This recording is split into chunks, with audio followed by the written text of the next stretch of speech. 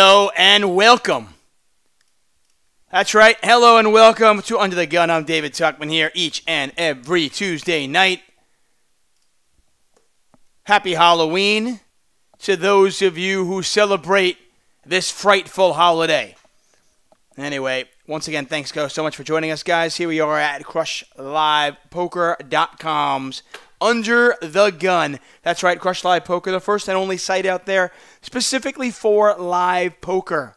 If you are looking to make the jump into a casino, brick and mortar, you're playing home games, you want to stop losing, check out Crush Live Poker. Get 1 month free using the code DTA411. That's right, DTA411 gets you 1 month free over at CrushLivePoker.com. So anyway, as I mentioned, a happy holiday to all of you. Happy Halloween. I was out trick-or-treating with my son and some of his friends.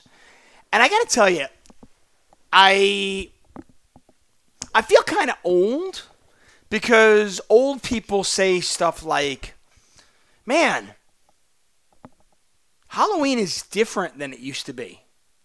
Right? That's what an old person says. So I guess I've entered that part of my life where I'm like, man, what's this music those kids listen to today? This is terrible. But no, seriously, when it comes to Halloween, it's different. So we go to we have a group of friends that we hang out with. My son goes to daycare, and he has a group of friends that he has hung out with the last, 3 years in daycare, and we become friendly with, his friends' parents. And I'm not sure if it's a matter of we've chosen his friends because the parents are cool or other way around, but we have certainly kind of pushed some friends out. My son can be friends with them, but their parents are kind of boring, so we're like, eh. So, but we've kind of narrowed it down to we've got this really cool group of 6 parents with us.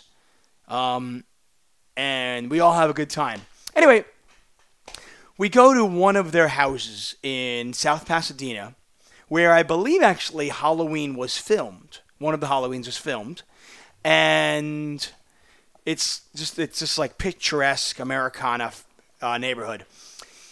But, I mean, the street gets shut down by police, and it's kind of it's insane.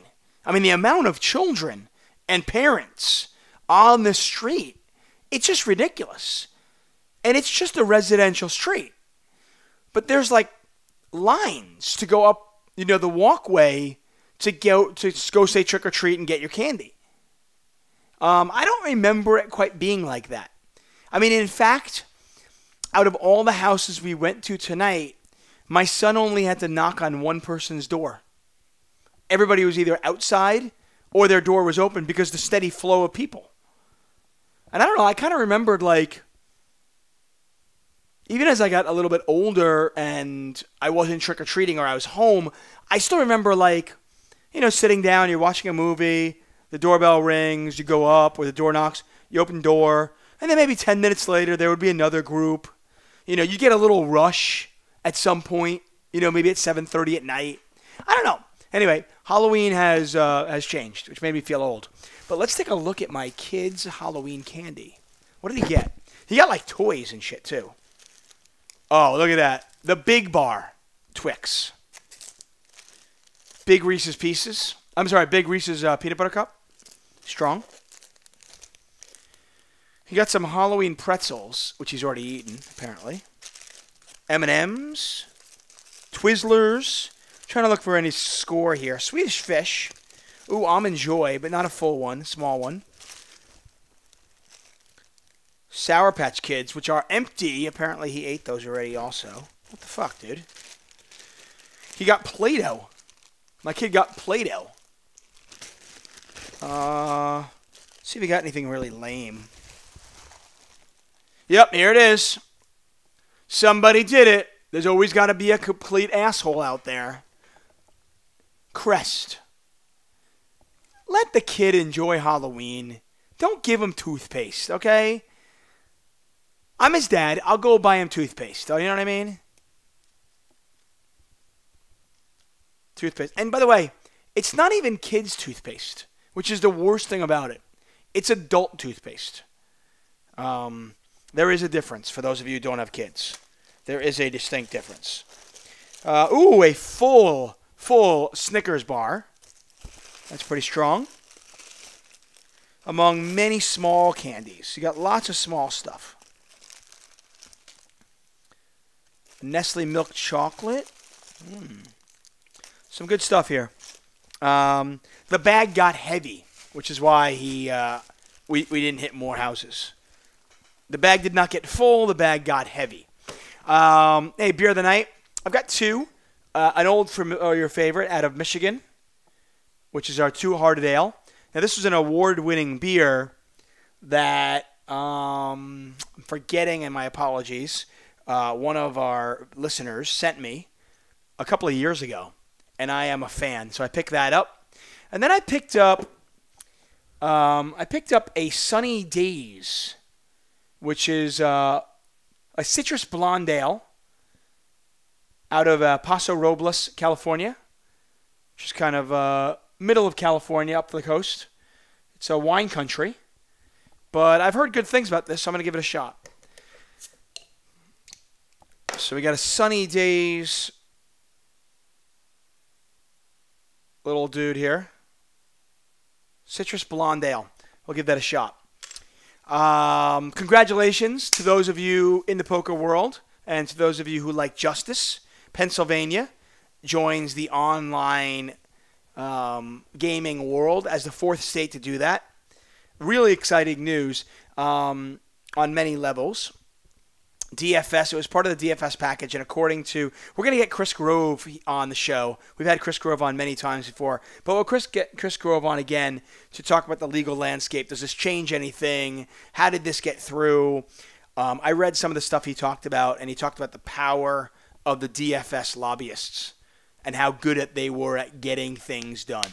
But the fact that poker was part of this is such a big deal. Unfortunately, it took a long time to get going.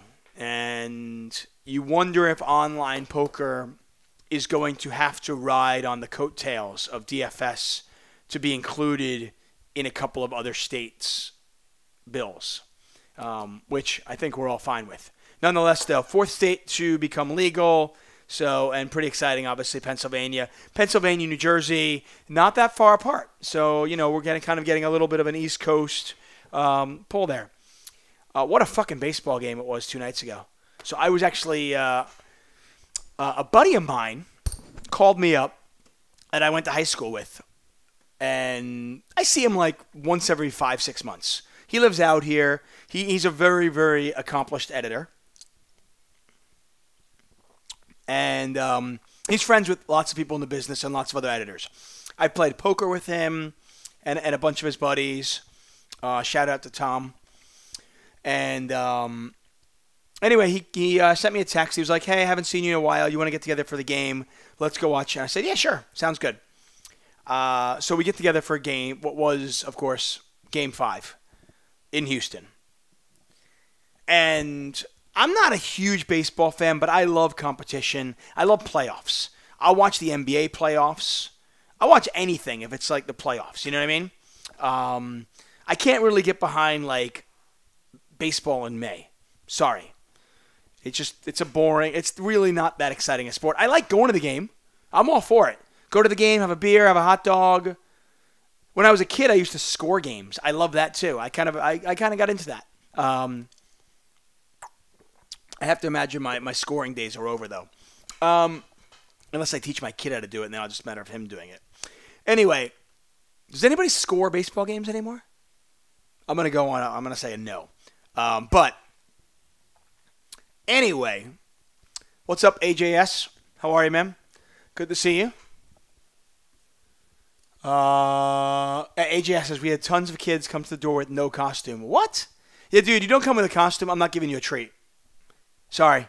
If you put no effort in, and by the way, that was part of it too. A lot of kids don't say trick or treat. Like I was telling my kid, I was like, no, you don't just go up there and get candy. You got to go up there and say trick or treat. But the onslaught of kids, and there's a line, you don't really, I mean, it used to be like, I don't know, you walk up and it's like, oh, hey, look, it's little Harry Potter. How you doing? Trick or treat. Oh, you having fun? Oh, are you going to cast a spell? And they have fun. But, you know, it's I don't know, it wasn't that way tonight, so it was weird. Anyway, getting back to the baseball game. So I'm watching it. I go to the thing. I actually leave my house, and I told my wife, she's like, what time do you think you'll be home? You're going to be home before the kids go to bed. And I'm like, yeah, I think so. Game's at like 5:15. I should be home like 8:30, no tops. You know what I mean? 5 hours later, we're still at the bar, and the game hasn't been decided.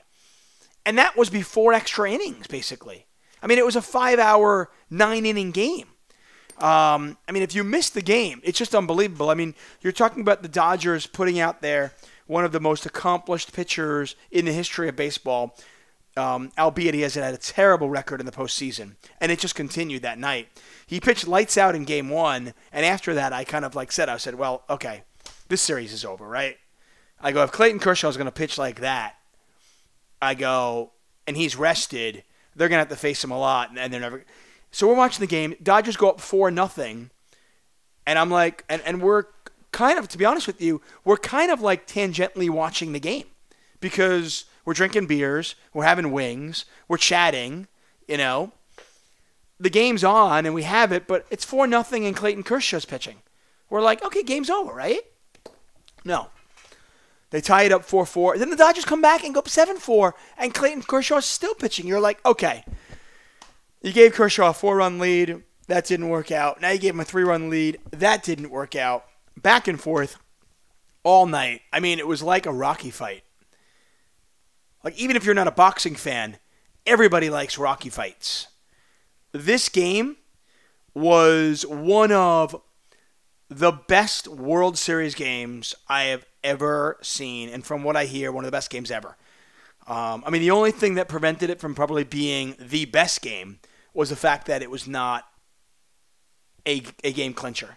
No matter who won, nobody's back was against the wall. If that was a game 6 or a game 7, forget about it. Nonetheless, though, Dodgers come back tonight. They win 3-1, kind of a great pitcher's duel, and game 7 on the hook tomorrow night. First thing I thought, I said, wow, I'm in LA. I should kind of go to this game. This would be amazing. I went online to look at cheapest ticket. I'm talking nosebleed seats. Top row, upper deck, $1,260. That's pretty sick. $1,260. That is just insanity. That said, if this was Dodgers Red Sox, my wife being a big Red Sox fan, I'd probably go. But I'm not paying what would end up being, $3,000 for like 2 tickets, parking, hot dogs, beer, and a babysitter for the night to go. But I'll watch it at home. Pretty excited about that. I mean, like I said, Game 7, if that doesn't get your juices flowing, check your pulse. You know what I mean? Ron Lumen says regarding Halloween, it's a downside of raising your kid in L.A. The way you describe is still how it is in Ohio. Lived in the Bay Area for a bit, and Halloween sucked there. I think I don't know if it's specific to L.A. as much as this area. I think in L.A. it's kind of funny. You get a lot of, you get a few spots that people drive to. I don't know. I'm going to embrace it. Next year, the house we're moving to apparently is also kind of Halloween crazy. But I think I'm going to embrace it a little bit more next year and kind of, I might do the I'm going to stay home thing and be the guy giving out candy rather than going trick-or-treating as much, Maybe we'll go trick. I don't know. It's hard to say. My kid's only going to be 5 years old, and he's going to want to go trick-or-treating. So at what age can you let your kid go trick-or-treating by himself? 5, I assume, is too young still. Is it like 8, 7? I live in a safe area, but nonetheless, though, I imagine obviously 5 is too young. Anyway, Anyway, Game 7 is going to be crazy. Pretty excited about that. This has been one of the better series you've seen in a long time. Baseball does tend to excite in the playoffs. You don't usually get these like ridiculously unentertaining playoff series for whatever reason. Anyway, so I'm watching Game 5 with my buddy and somebody else in the industry. And we're talking about, so I asked him, I said, hey, this whole Weinstein thing, how is that playing out? Because I wanted to know, I was like, how's it playing out in the industry? And they said it's weird, it's a lot of people are scared. A lot of people are like, thinking, do I have any skeletons in my closet? Did I hit on somebody in an inappropriate way at some point in my life? And will it be misconstrued? Or whether maybe it was not misconstrued, maybe I just acted inappropriately. And it's interesting, when you think about that. Obviously there is a clear line of Weinstein, who's the fucking devil, and then there's people who, aren't even on that spectrum. And then you wonder, obviously there's got to be somewhere where it's like, oh yeah, that's okay, you can hit on the girl, but that's not good, dude. You're the producer, and you were that's kind of sexual harassment, So there is a line, and you wonder where it is, and I'm sure then from what I've told, there are people that are worried. Did they screw the line up? Did they mess that up? Are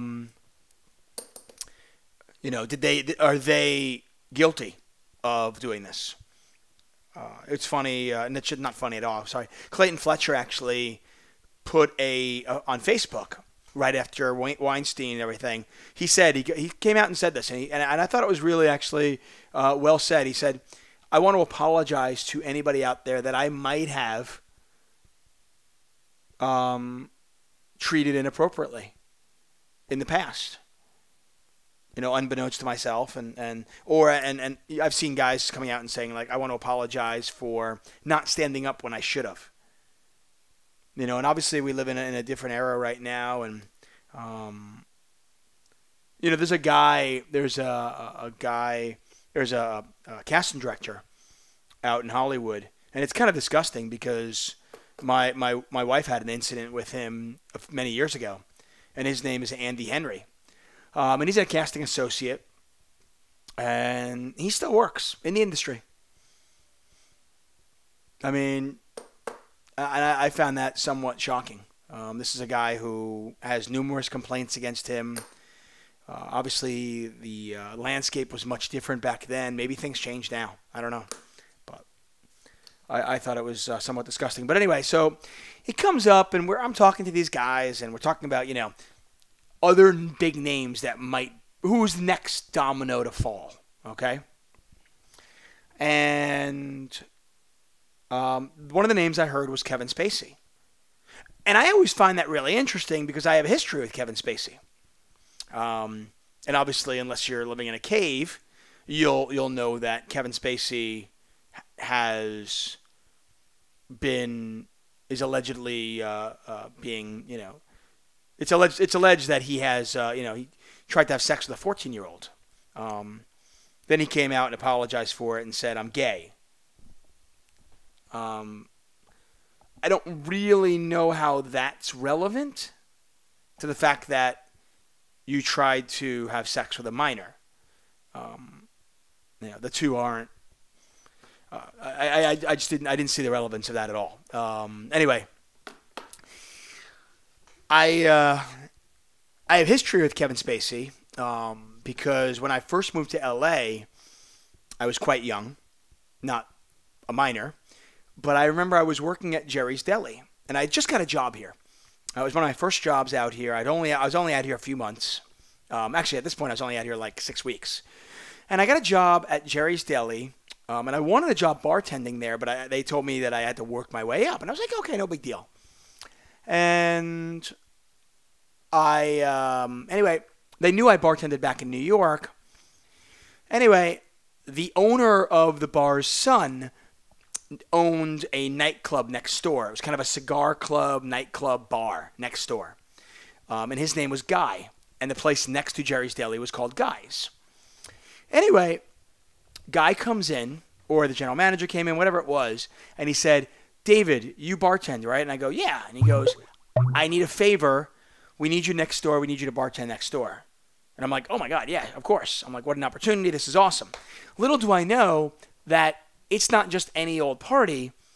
It's a party for Kevin Spacey because I think he just came from, it was like a Golden Globes party for Kevin Spacey for his performance in Usual Suspects. So there's actors coming in, there's directors coming in, producers coming in. It was well before we had one of these, so I don't get any selfies with these guys.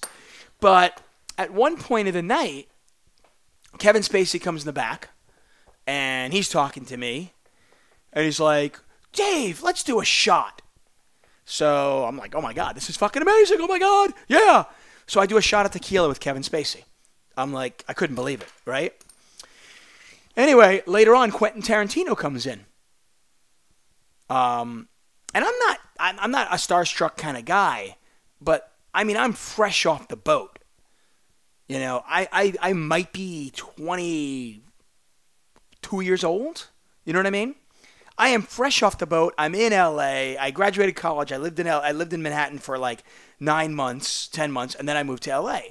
Anyway, I'm out here, and Quentin Tarantino comes out, and Quentin is talking to Kevin Spacey, and they decide to do a shot, and they go, no, you do one with us. So I do another shot of tequila with Quentin Tarantino and Kevin Spacey. And I'm like, oh my God, this is amazing. Anyway, the night continues on. And then at one point, Kevin Spacey wanted to thank me for the great job I did. And he went to shake my hand. So, of course, I reach out my hand to shake it. And he shakes my hand, and I can't do it justice on a podcast, but he shakes my hand and grabs it and rubs it and massages my hand as if he was giving me a manicure. Okay? For you guys out there who have never had a manicure, imagine the way you might touch a girl's hand if you wanted to hook up with her. Okay? It wasn't hard to put the pieces together. Now, at this point, Kevin Spacey had not come out. And in fact, I think outside of Hollywood, most people probably thought he was straight. And it's funny because in Hollywood, you get a million rumors. Like, oh, that guy's gay, whatever it might be. And, a lot of it's just rumors, and you never know. I mean, a lot of people thought that my ex-father-in-law, Maxwell Caulfield, was gay. He's not. But I think it was wishful thinking. Most gay guys just wanted him to be gay so badly. But he wasn't. And then there are rumors, and I'm not going to say, I don't know. You know what I mean? There's a couple of spots where I'm like, oh, I know that. Kevin Spacey, I knew firsthand. It wasn't hearsay. It wasn't like, well, I heard from a really good friend who wouldn't lie. No, I know. That doesn't mean he wasn't bi at that point. I don't know. But, he's obviously he's come out and he says he's gay. I knew that, obviously, many, many years ago. And I just thought it was interesting. It's my own little Kevin Spacey story. I just thought it was really interesting and really funny. No, I was kind of like, whoa, okay. Now, I being from New York and going to college and then moving out to LA, I had gay friends, so I wasn't, it wasn't like completely, it wasn't something that was like, wow, that's weird. I was like, okay, I got hit on by a gay guy. Big deal,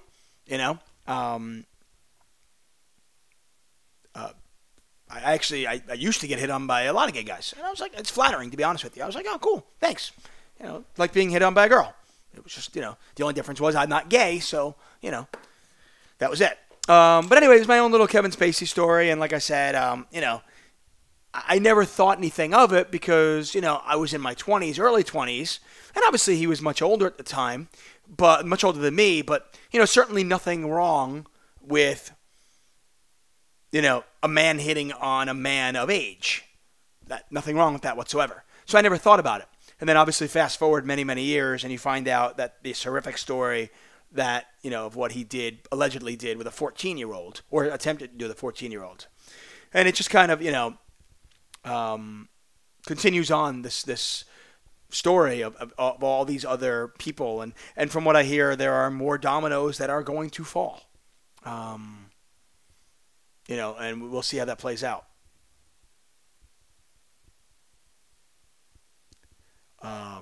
AJS says, worst thing about the Kevin Spacey thing was that he was conflating being gay with the fact that he's a pedophile, insulting the gay people. Yeah, I mean, I think so. Because that's the worst thing about it is there's a reasonable percentage of the population that would not want their child to have a gay teacher because they're worried that their gay teacher might hit on their son. As if gay people are more likely to be pedophiles. Okay? It's fucking ridiculous. So the fact that he came out and at all put those together, it's like, no, you're missing the point. The point wasn't that you're gay. The point wasn't that the guy you hit on had a penis. The point is that this particular guy was 14 years old. You know? Anyway, this beer is good, by the way. On a much lighter note, this Citrus Blonde Ale, Sunny Days. I recommend it. It's nice. Out of Paso Robles, California. It is 5.2% alcohol. So for a nice blonde ale, this is very drinkable. But again, sometimes if you're going for a lighter beer, and this isn't, I'm saying light, but I mean, if you're going for something like more of a summery beer, sometimes you can get, you get those 4.5s, you get the 4s, you get the 3.9s, and they're a little bit just like empty. There's not much there for you. This is kind of nice. I like it. Sunny Days, brewed and bottled by Barrel House Brewing Company out of California. Anyway, cheers to you all. So that was my Kevin Spacey story, along with everything else that was going on. Like I said, I'm going to get Chris Grove on at some point. World Series of Poker Europe around the corner. In fact, it's going on right now. And I believe you can actually listen. You can watch the streams. I think they are on WSOP.com/live. I watched a little bit of one and then a little bit of another one. But I am flying out on Thursday for the premier events. We're going to be streaming the one drop. We're streaming the main event. And then we're streaming the high roller event. So I will be there flying on Thursday. I arrive in Munich at 7 in the morning. It's about a 2-hour drive to Rosvadov, and I will be working that day. So hopefully I can get some sleep on the plane, sleep in the car, get back, take a shower, shave, wake up, have a couple of cups of coffee, and then jump right in it.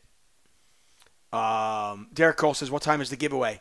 I don't know, but I will look into this, okay? I will look into this giveaway, I promise you. Regarding Halloween, when kids go out by themselves, Ron Lumen says they start to go with their friends about 9 or 10. That makes sense. Okay. 9 or 10 years old. It's so weird, when you have kids. If you don't have kids, you have no idea, depending on how old you are. And if you have kids, sometimes you're just kind of in that world of how old your kid is, and it's hard to kind of see anything else.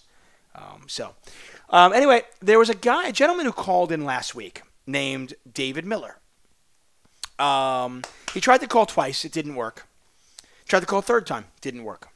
Anyway, I told him that I was going to see if I can call him back. He contacted me, sent me a nice email, and I'm going to see if we can get him on the line and discuss a couple of hands and maybe whatever else is on his mind.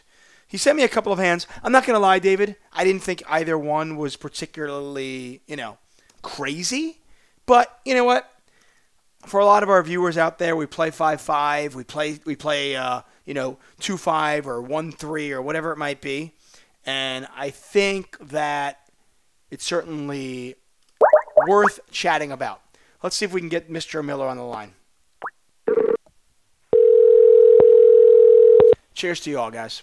Happy Halloween. David Tuchman. Yes, how are you, David Miller? Yes, the two Davids. Yes, it is two Davids. First off, thank you for trying to call last week. My apologies that it didn't work. What did you just do? You sounded perfect, and then you just looked like you sounded like you're eating the phone. I just lowered the volume a little bit. Ah, there you go. Okay, I was hearing some reverb. Yeah. Is it better now? We'll give it a try. Okay, if it's really bad, I can always call you back. Sometimes Skype, for whatever reason, seems like the second time works much better. No problem. Maxwell Caulfield, is that any relation to the actress Emma Caulfield? Emma Caulfield? No, I don't believe so. Oh, okay. I don't believe so. In fact, that's not even his real last name. He actually made that last name. He loves the book Catcher in the Rye.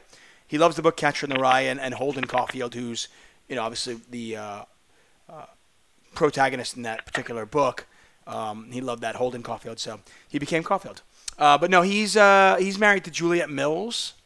Juliette Mills' sister is an actor. Her dad's an actor. Their whole family's actors. Yeah, Maxwell Caulfield was Grease 2. Cool writer. So very cool. Anyway, yeah. Well, what were you going to say? Appreciate you calling to me. I was just saying you're making one of my poker dreams come true, having one of my favorite podcasts. I feel like I'm a guest on it. You are, man. You're my guest. And if this is one of your dreams, you need to raise higher goals, okay? Let's raise the bar a little bit higher, okay? Anyway, hold on, I got to turn the air on. It's fucking hot in here. I don't know how it got hot. You know what? I'm wearing my Cincinnati Bengals jersey. I always notice that. Yeah. By the way, this Cincinnati Bengals jersey is to raise cancer. Okay, so if you don't like the jersey, fuck yourself, okay? Because I don't like cancer. Anyway, let's get into, I want to talk about at least one of your hands before we continue on. Okay, so January 13th of this year, you are on Live at the Bike. By the way, if any of you guys want to check it out on Live at the Bike, apparently the hand that happened at the 1 hour and 36 minute mark. You're playing 5-5 with a $10 straddle, folded to you in the hijack, right? And this is kind of funny because I know a lot of guys that this happens to. It reads out here, my memory was that I raised the $30, as that's what I would normally do with Queen Jack offsuit. But I actually just called. I had to watch the video a few times to confirm that that's actually what I did. Either I had a brain fart or I was feeling really gun shy about getting 3-bet, as I had been 3-bet a bunch up to that point. Just before I even continue on, was 5-5 with a $10 straddle a larger game than you normally would play? A little bit. Usually I wouldn't do something with a straddle, but I felt pretty comfortable with the game size at that point. Okay. Because, I mean, sometimes that'll happen when you play larger than you normally play and you're not 100% comfortable. You tend to, you start limping in certain spots because it's scary to raise. You know? Yeah, the guy on my left had 3-bet me a few times when I'd opened, and turned out he just happened to have good hands, but it felt like I was being targeted a little bit.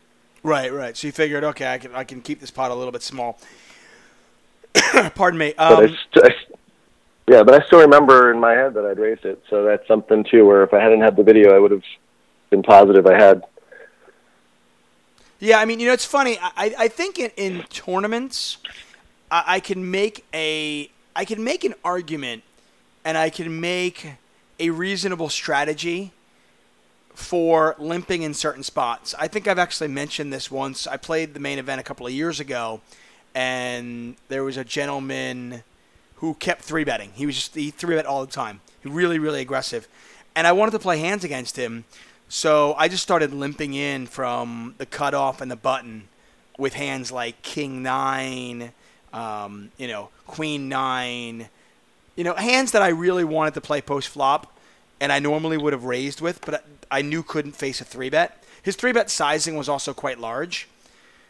And in this particular tournament, I was able to, it kind of threw him off his game, took him out of his comfort zone, and I was able to get some chips from him. In a cash game, I'm less likely to come up with an argument simply because of stack sizes aren't as relevant. Usually you're deep enough where I would rather than start mixing in some limps, I would probably rather mix in some 4-bets. Makes sense. You know what I mean? Mm-hmm. I just think it's probably a more I think it's probably a more optimal way to play it in a cash game where you're not concerned with your stack size is just not in a tournament. There are situations where you don't want to be 4-betting, you don't want to get 3-bet, but in the cash game you can always reload. You're usually at least 150, 200 big blinds deep, so it's not normally a problem. So I'd rather probably mix in some 4-bets. Anyway, let's continue on. You decide to limp. No big deal. Cut off limps behind you. And it was folded to the big blind, who makes it 60. His stack is the effective stack at $740. Okay, so we're $740 deep. With it 5, 5, 10, we're looking at like he's about 75 big blinds deep theoretically. I called and the cutoff folded. Based on the actual play, my pre-flop play was bad. Yeah, I think so. Probably. But if I'd made it 30 and he just clicked it back, then I think that's an obvious call without any question. Yeah, no, 100%. I mean, if you made it 30 and he makes it 110, it's an easy fold. If you make it 30 and he makes it 70, it's an easy call. You're just getting too good a price. But I think when you only put $10 in there, there's not a lot in there. The problem with your hand also is your relative position is really bad.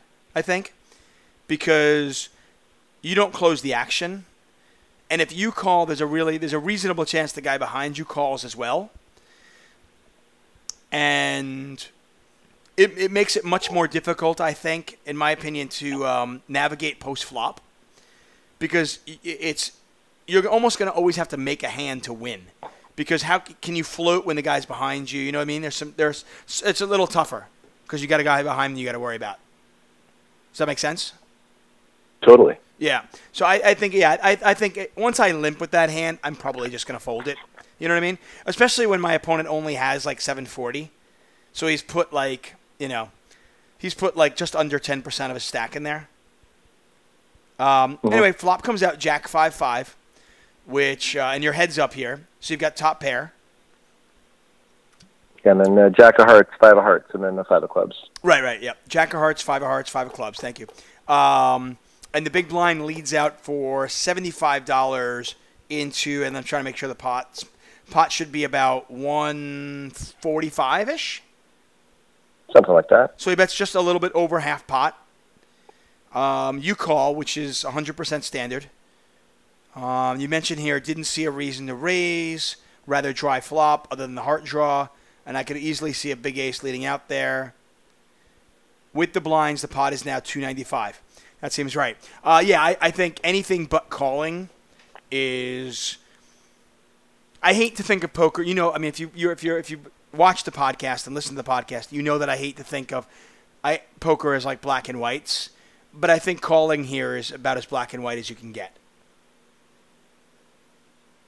Mm-hmm. You know what I mean? Totally. Yeah, I don't see a reason for raising almost ever, and folding is just way too loose. I mean, way too nitty. So pot's just under $300. Turns a complete blank, right? It does bring a backdoor club draw. Deuce of Clubs.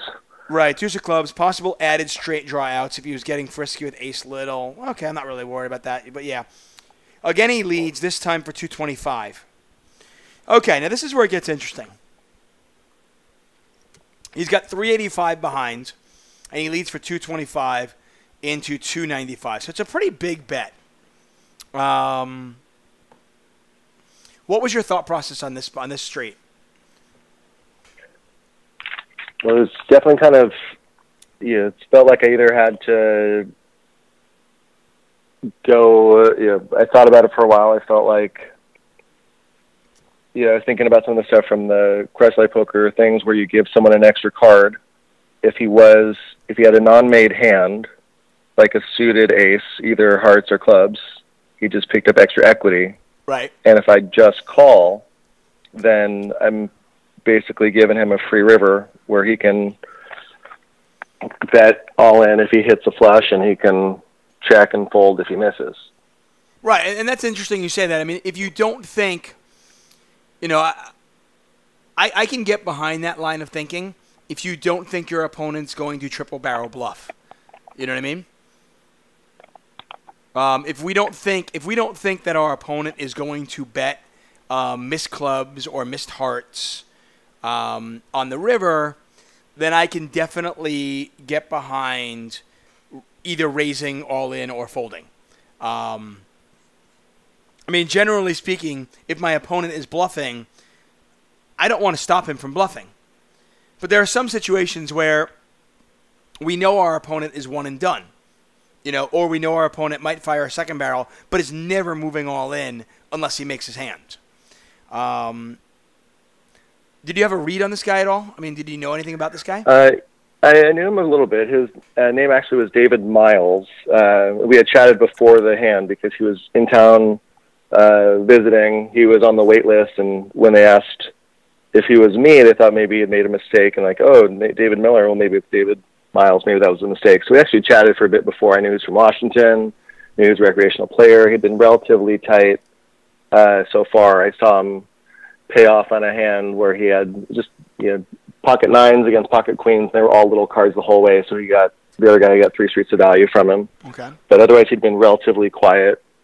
But I was thinking if he did have a draw that, whether it missed or hit on the river, half of the deck would have brought in a flush, one way or the other. So if he was on a heart draw and the club came, I wouldn't know if he had missed his draw or hit his draw. Same thing the other way around.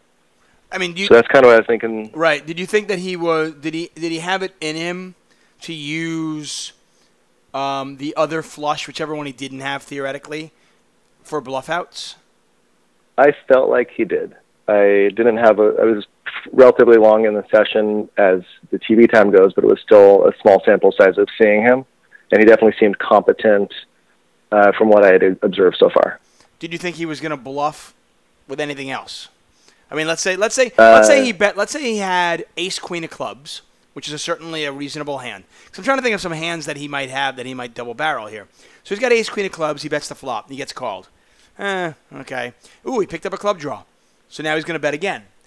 Do you think if a diamond or a spade had come on the river, he would have bluffed at it a third time?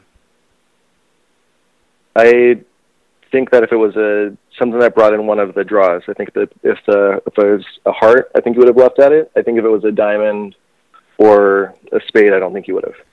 Okay, I see what you mean there. Okay, I mean, yeah, because it's a difficult spot, and you get yourself in this spot when you limp in with queen jack, and then you call a raise, and you're just like, we're guessing here, obviously, because we got to put our opponent on a range of hands and think, okay, well, which hands, how often is he playing aces this way, or kings this way, or queens this way? I don't think he has jacks very often. The fact that you have a jack obviously makes it even less likely. So he's got, 18 combinations of aces, kings, and queens. Although you have queen jack, obviously he has a few less than that. And then you start thinking of the hands that he might have, that he might do this with. Maybe, like you said, an ace-4 of clubs, maybe ace-queen of clubs, maybe ace-king of clubs, maybe ace-queen of hearts, ace-king of hearts. He doesn't have that many bluffs in his range when I look at it, unless he's a complete maniac. Yeah, I thought he had a lot of semi-bluffs in his range. You did? Yes. Do you think he would continue semi-bluffing if he didn't pick up a flush draw or already have a flush draw? No. Okay, so in that case, I mean, how many bluffs does he really have? Count them for me. Well, any ace X of hearts, any ace X of clubs. But is he making it 60 with all those hands? Pre-flop? I think more likely than he would if it was aces or kings. Okay. Because in that case, I think he'd want to take it down, whereas if it was pocket aces or kings, I think he'd want to make it smaller to keep action in. Right. Okay, hey, listen, I mean, you're at the table. I'm a big proponent of, live poker when you're at the game and you're feeling it and you see it. If I'm not there, it's hard to obviously get that feel. But I might have to. I think I might actually go check out this video and watch it because I'm curious what your take was and how. Because I mean, normally my thought process would be like, well, maybe I give this guy like ace king of clubs, ace queen of clubs, ace king of hearts, ace queen of hearts. That's 4 combinations.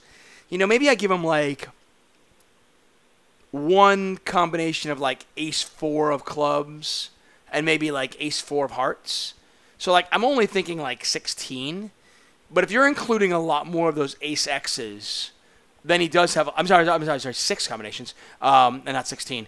If you're including a lot more ace X's though, then he has way more semi-bluffs than I would have imagined. Yeah, and I think it's not the most craziest of hands. I think it's a spot that a lot of us find ourselves in where it's a cat's game. It's not crazy deep. You end up with somewhat awkward situations on the turn. Yeah, of course. And I'm going to be honest. I'm going to give you a little spoiler here.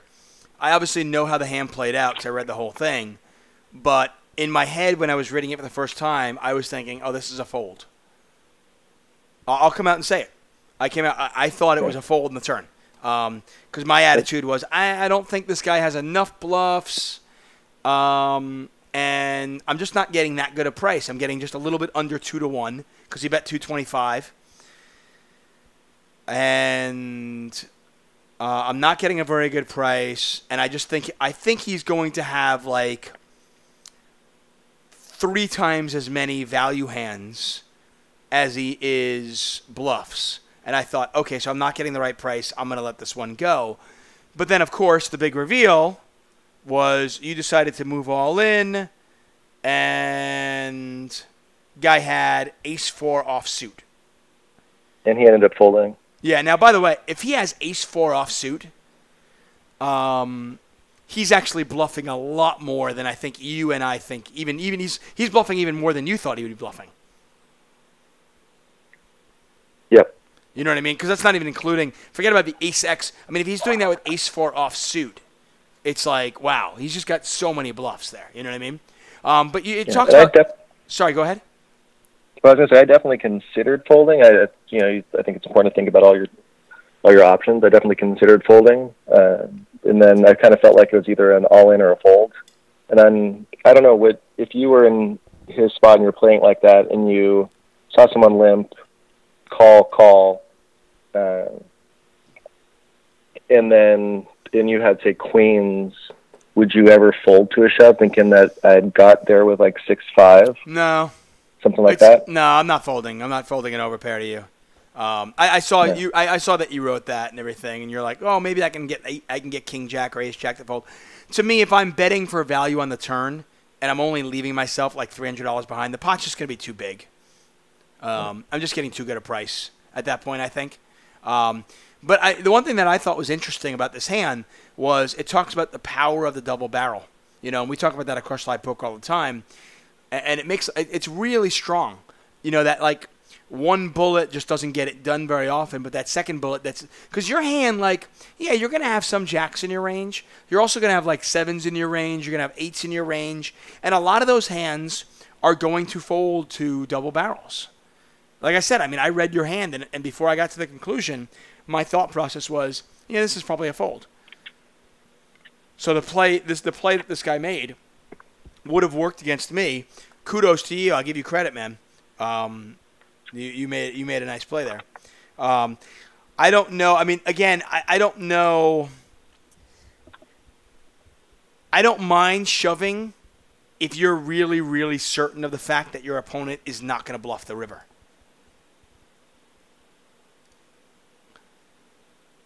Yeah, I thought he had a lot like what you often talk about, bluff outs. For right. him. Like, I know if I was in that spot with suited ace, either of hearts or clubs, my plan would be to shove any river that was a heart or a club, regardless of which one of the two I had.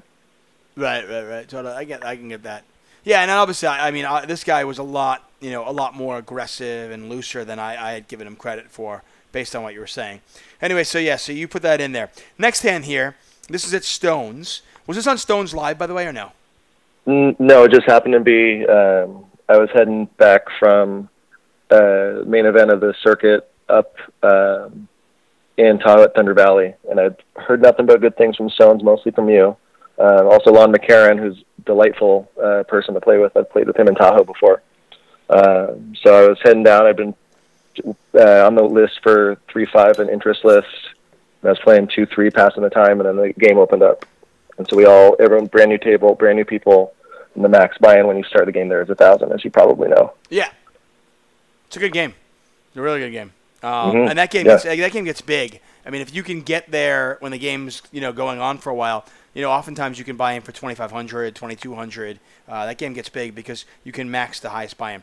Anyway, so let me I'll give a story for everybody because this was an interesting hand, and I think it brings up a topic, David, that a lot of people get involved in, and they wonder, oh, what do I do in this situation? Anyway, game just started, like you said. Everybody has a K, 1,000. Villain is in second position, opens to $20, folds to me in the big blind, and you have tens, and you decide to 3-bet. I don't mind that, by the way. I think that's a situation where you can occasionally just call and occasionally 3-bet. I think 3-betting with tens, I think tens are a really nice hand to 3-bet with occasionally to depolarize your 3-betting range, if that makes sense. Mm-hmm. More often than not, if I'm in the big blind with tens, I'm probably going to fall back on flatting more often than raising.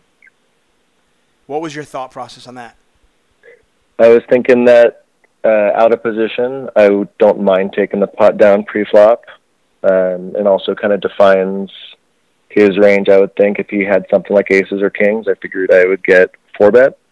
And if he had something like just a big ace, he'd probably just call. I know in position I'm more likely to call, and out of position I'm more likely to raise, personally.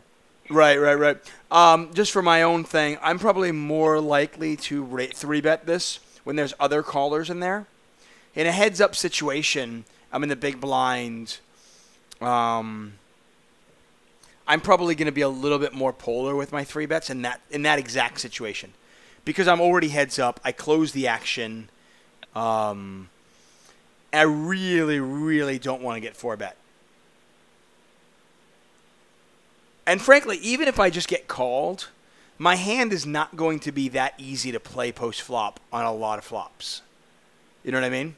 Yeah. Now your I feel like tens is kind of right in between there. Like if it was jacks, for sure I would 3-bet. Jacks are better.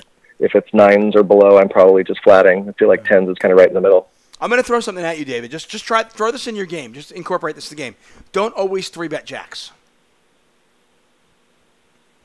Okay? All right. Just think about it. Okay? Don't always 3-bet jacks.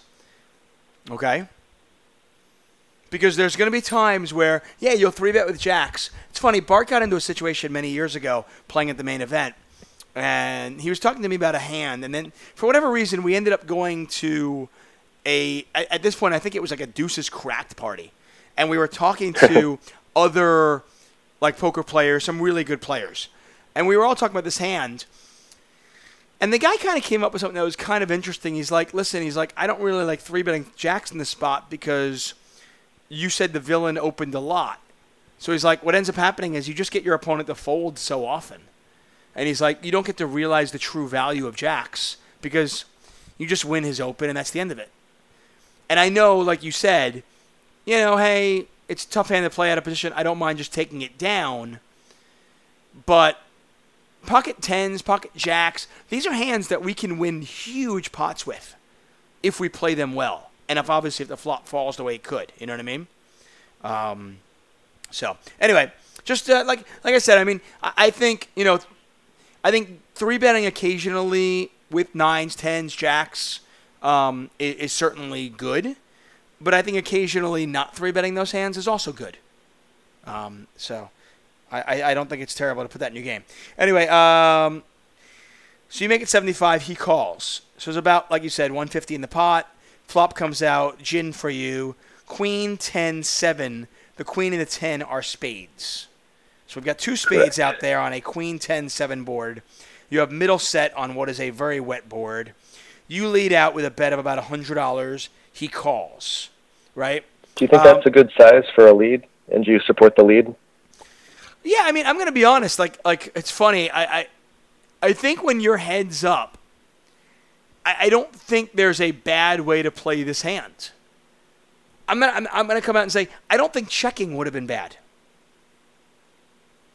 You know what I mean? I could probably make an argument. What's your argument for leading? Basically, all the curriculum I'm talking about fast play sets that not everyone does that, and you can get better value by fast playing your big hands. Okay, and I can get behind that as well. And it was a wet board. If it had been like 10-7 deuce, I'm maybe more likely to. I'd probably lead, but I'd probably lead small. Right. I mean, and I'll make an argument. Like I said, I'm not advocating either way. I'm just saying I'll make an argument for checking. Hey, this guy's the strength of my holding. I mean, for my opponent to really get involved, he has to have, pocket jacks where I'll get one street of value from him, but I can get one street later on anyway.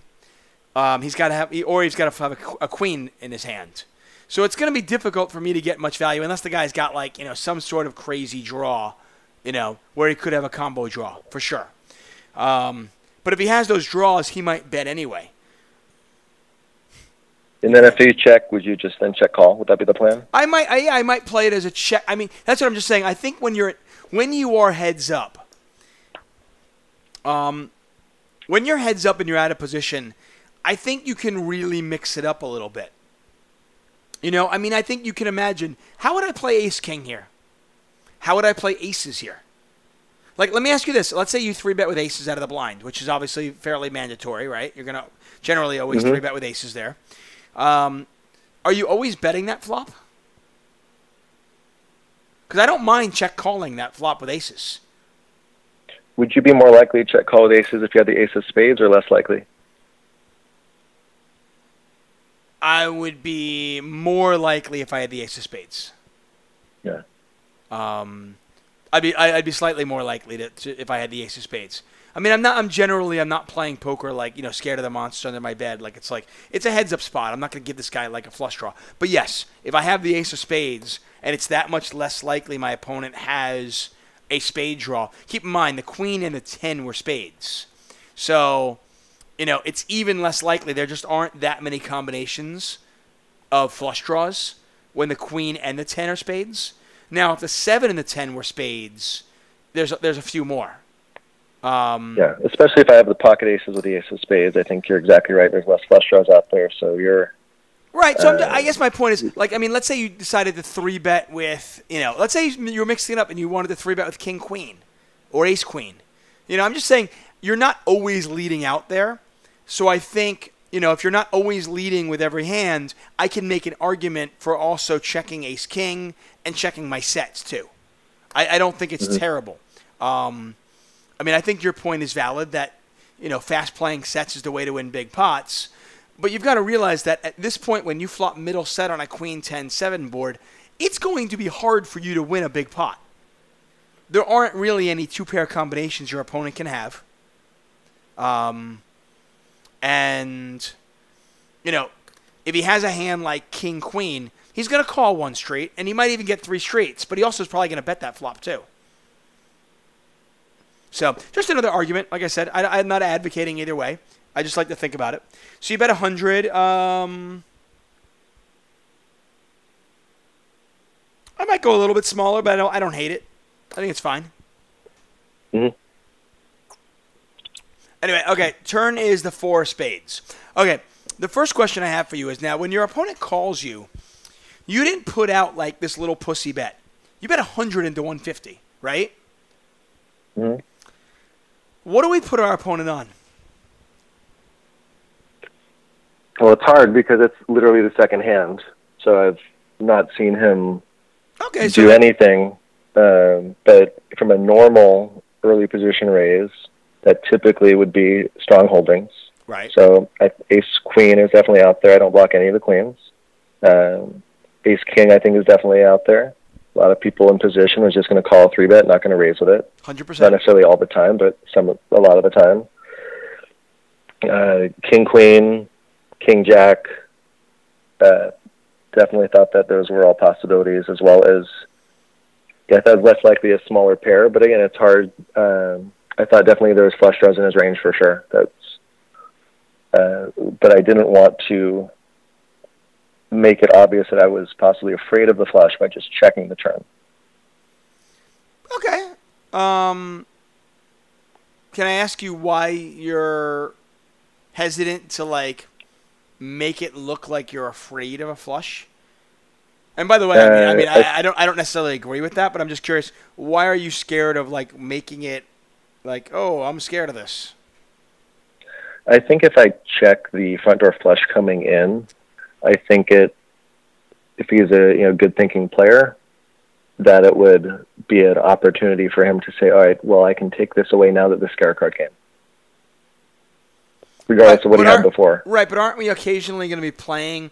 I mean, that's the only thing that I'm thinking about is the only hand that, because generally speaking, if you're scared of a card, he might be scared of the same card, right?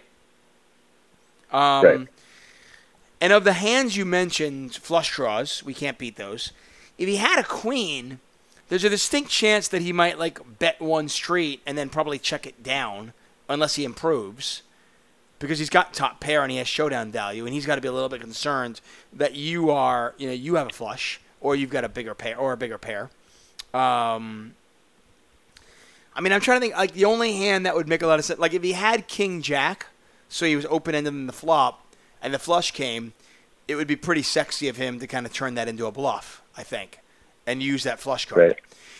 The only thing that I'm going to say to you, and this is just kind of a little bit of a caveat, is I always think it's somewhat weird when my opponent 3-bets, or forget about 3-bet even, but bets he's a pre-flop aggressor. He bets flop, and then he bets turn when the ultimate scare card comes.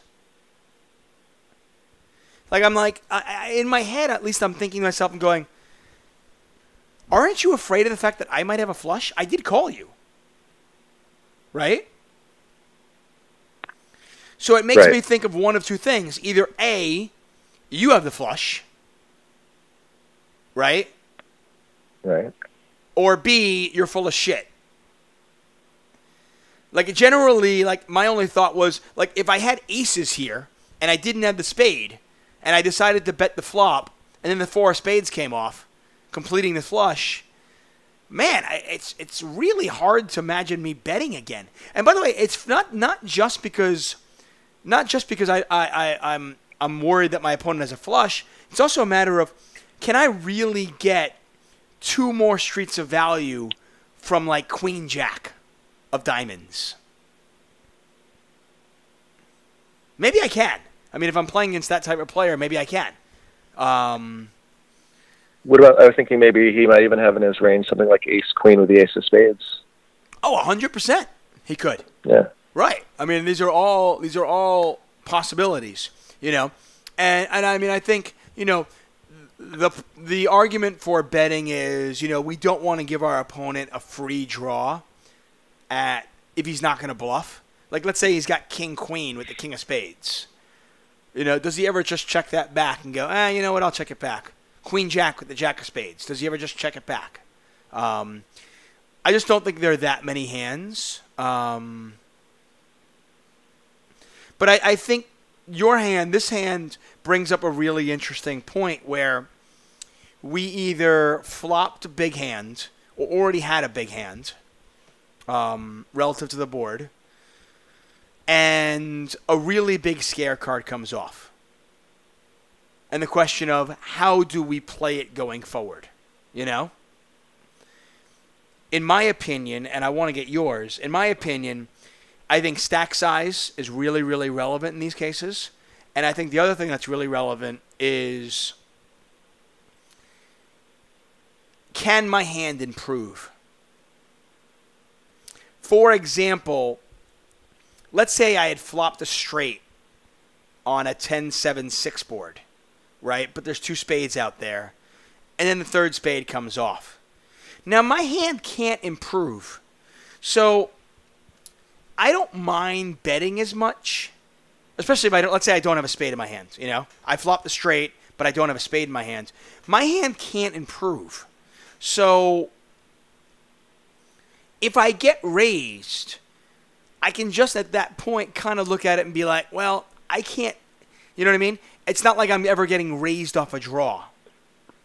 It's kind of like, I mean, I'll give you this, and the opposite side of that would be, let's say on that same board, queen 10-7, I have two black aces, right?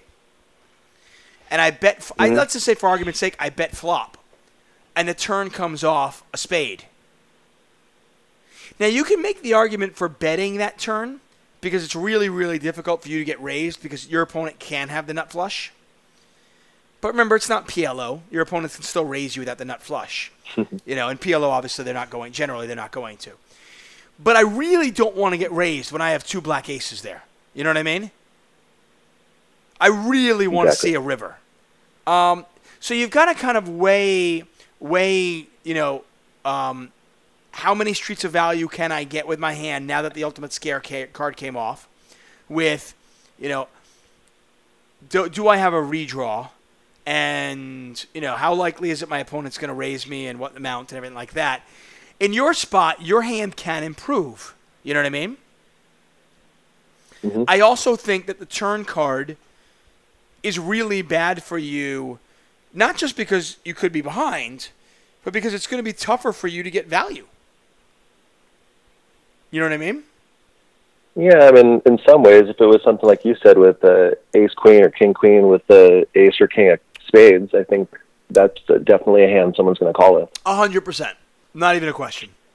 And that's the argument for it. I just don't know how many of those hands he has. I mean, I'll put it this way. He has a lot more king-queen without a spade in his hand than he has with a spade, doesn't he? Yeah, I think just definitely mathematically. Right, just from a mathematical point of view, he's going to have a lot more. He's going to have a lot more king queens with no spade. If he had king jack with no spade, he's certainly going to fold now. And you're not going to get any value. But then again, if he's not going to bluff at it, do you want to let him? Do you want him to realize his equity? I think it's an interesting conversation because I think there's a lot of situations like that where, wow, I've got a really good hand. Do I want to bet this? Or do I not want to? What was your thought process with the whole thing? Now that I've I thought like if it was you on the other end, I could very well see you calling if you got there with king jack with no spade, calling that turn anyway, knowing that you had bluff outs with another spade probably, and potentially even straight outs. I really felt like that was a possibility someone could do. So I just. It's kind of I might have kind of leveled myself. If I'm afraid of the flush, he could be afraid of the flush. So if I show I'm not afraid of the flush, then like you said, either I'd look very strong, or I felt like it would give him an opportunity to maybe call because it was a little bit unorthodox. And like you said, my hand can improve even if I'm behind right now. Let me ask you this though. This is the one thing. I'll just give you from my read because you were kind of talking about it. Since I'm thinking, wow, okay, this guy's kind of like the nuts changed. One of the ultimate scare cards came off, and he's still betting. So to me, he's kind of telling me he's got a flush, or he's not scared of the flush, which makes me think that you're somewhat polarized in the spot. Are you ever worried that you might end up leveling yourself into folding when your opponent misreads you and thinks you're actually bluffing? Yeah, no, I definitely thought about that. Okay. By the way, I actually don't mind. I don't mind betting at all. I think too often people get the scare card out there, and we auto click check. We're like, oh, spade came out. My opponent has to flush. I check call and hope I pair up. And I think that's a mistake because I think many players don't always raise with the flush. Many players, if they hit the nut flush, they'll just call because they're like, "Oh, cool! I don't want to raise them. Why would I raise? I've got the nuts." And you end up getting to see the river for your price. So I don't necessarily, and you still end up getting value from hands like queen jack, jack of spades, king queen. Who knows? Maybe even king queen just continues on because they don't believe you, whatever it might be. Yeah. So I thought I could get value from worse. Right. I don't mind betting. And I mean, obviously the mantra of what we've always been talking about, of what I always talk about, why do we bet?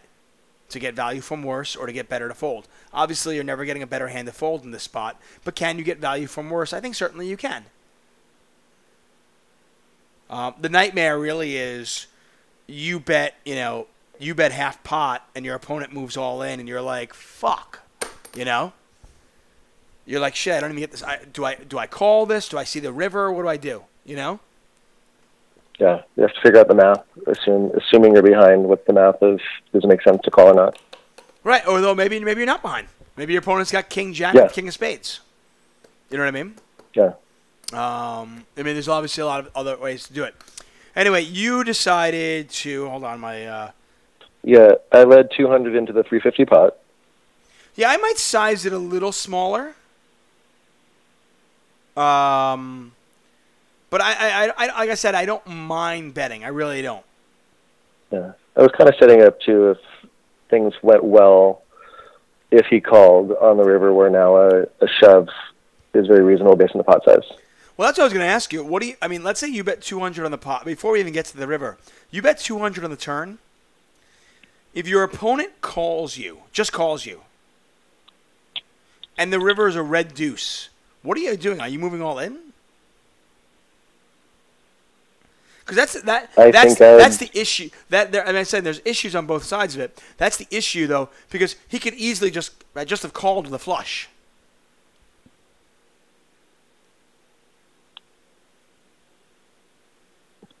I think I might be more likely to check call the river if it was something like a red deuce, but it's always hard to know exactly how you're going to do it when you're not in the moment either. Right. You know, and that's one of the things with sometimes, like, you know, when somebody, like, you know, raises out of the blind, like in the first hand you talked about where the guy raised out of the blind with ace-4 offsuit. What were you trying to accomplish? Like, what was the point of that? You know what I mean? What's your play when you get called?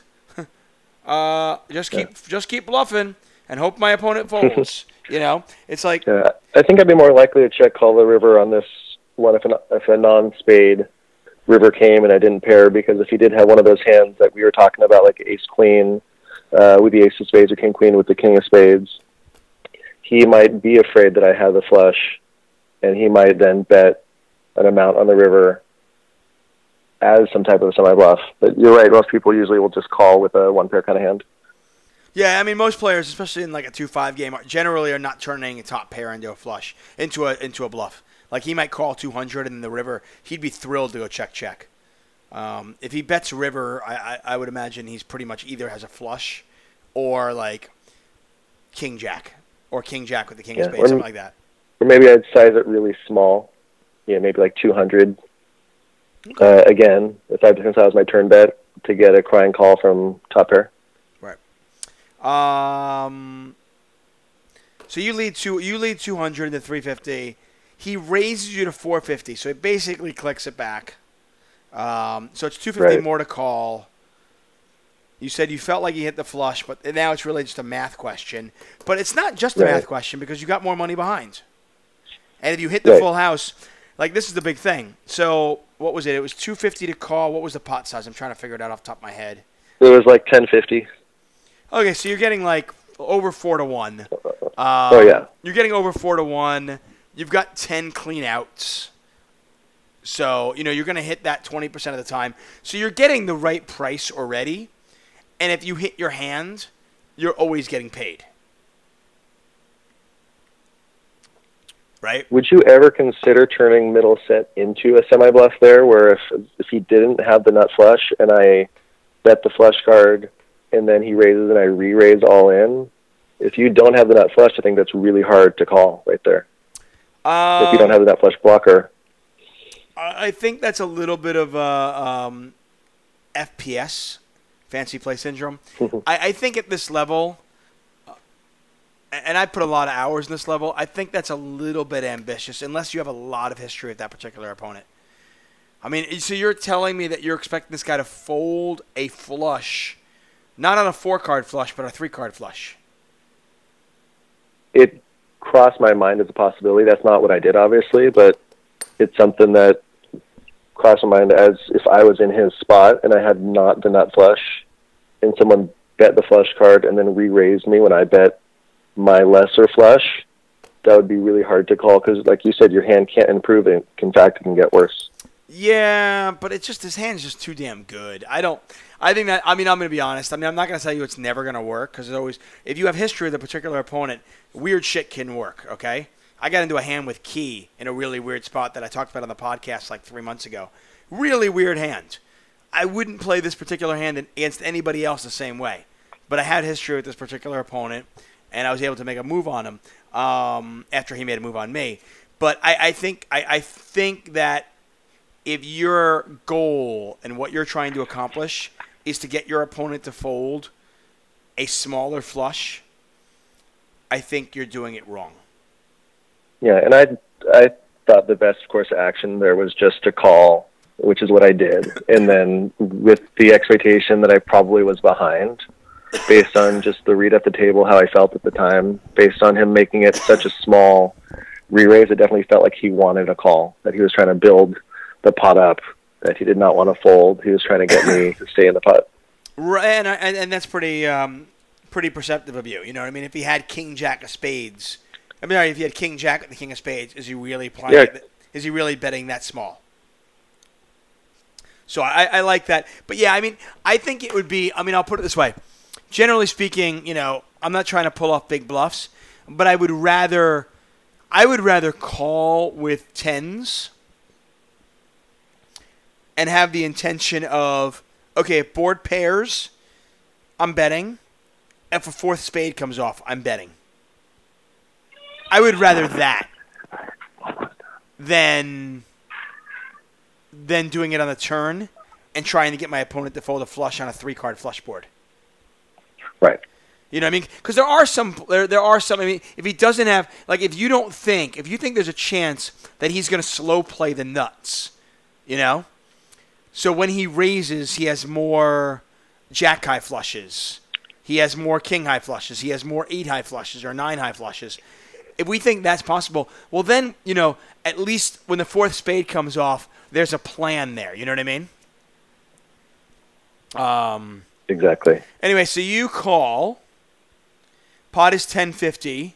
The river is the ace of clubs. So, which is interesting because if your opponent was somehow strangely semi-bluffing with King Jack with a spade in his hand, he got there. Right. And that's kind of one of the only bluffs I can come up with.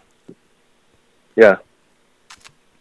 You check. And I was thinking, because I checked, and I was thinking if he had something like ace-queen with the ace of spades, he's probably going to check behind because now he has 2-pair.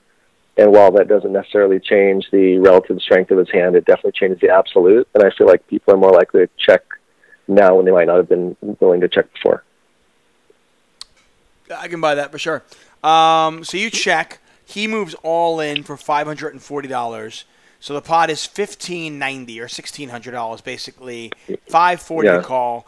You're getting just under 3-1. Let's say 3-1. You really can't beat anything other than a bluff. And whenever I get into these situations, I ask myself 3 questions. Number 1, is this person capable of bluffing? You don't know this guy. You just started the game, so forget about that one. Number 2, what bluffs does he have? How did we get here with a bluff? And it's really hard to come up with a bluff. You know what I mean? This guy would have to be super, super sexy with Queen Jack of Spades, turning that into a bluff. But I just don't buy it. And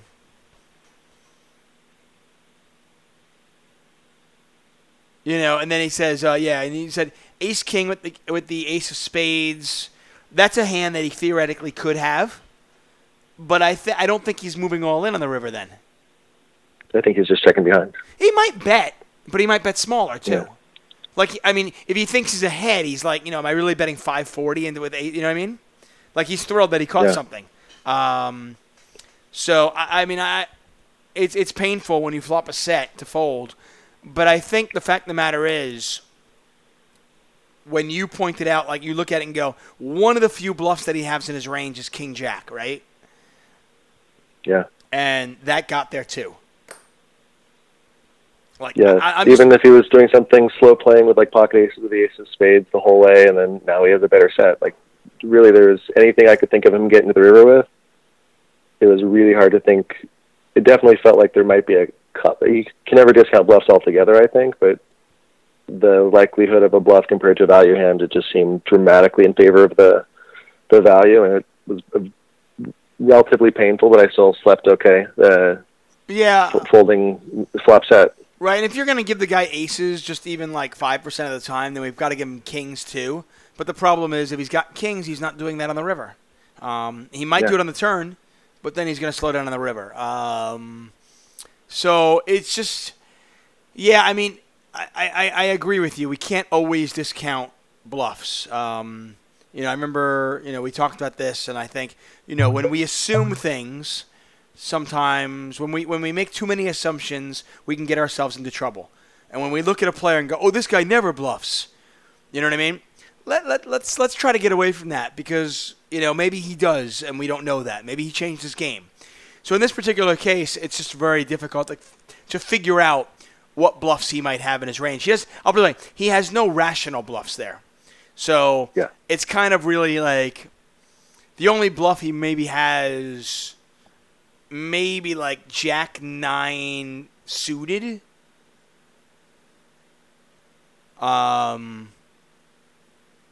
Right? Jack 9 suited, maybe. Like, what was the flop? Queen 10-7 with 2 spades and 1 diamond? Yeah. 1 club. Like, maybe like Jack 9 of clubs or something. But even then, I think, going back to what you said, and I've said this earlier before, was, we try to figure out what our opponent is trying to accomplish. And when he raises minimum on the turn, basically, and then moves in on the river, it's not hard to kind of read the book backwards and go, well, he looks like he didn't want me to fold in the turn, and now he wants to get paid on the river. And I know really good players can often tell false stories and trick us, but most players aren't. Most players are just, what it is it is what it is, Yeah. So, anyway, you folded, and he told you he had. What did he tell you he had? Well, I asked him when I was leaving the game, when I was done later on in the session, like, hey, what did you have on that first hand? He said he had 8-9 of spades, which would have been a gut shot and a straight and a flush draw. So he would have got there on the turn. Yeah. Okay. That makes sense, right? He opened an early position with 9-8 of spades, and then you 3-bet. He's going to call you. You guys are deep enough. He's actually open-ended straight because either a jack or a 6 would fill him plus the flush. Oh, right. I'm sorry. Yeah, he had 9. A gut shot straight flush draw, actually. He had 9-8 on a Queen 10-7 board? Wow. I forgot about the 7. And he just called you. Yeah, on the flop. Wow. That's... a lot of equity. He had a ridiculous amount of equity. I am probably raising you there almost always with that hand. You know what I mean? And then would you, if I were to have let out and then he had raised me, would you just try to see if you can get all the stacks in right now because you put him on a nut flush draw, or would you just call and see what the turn does?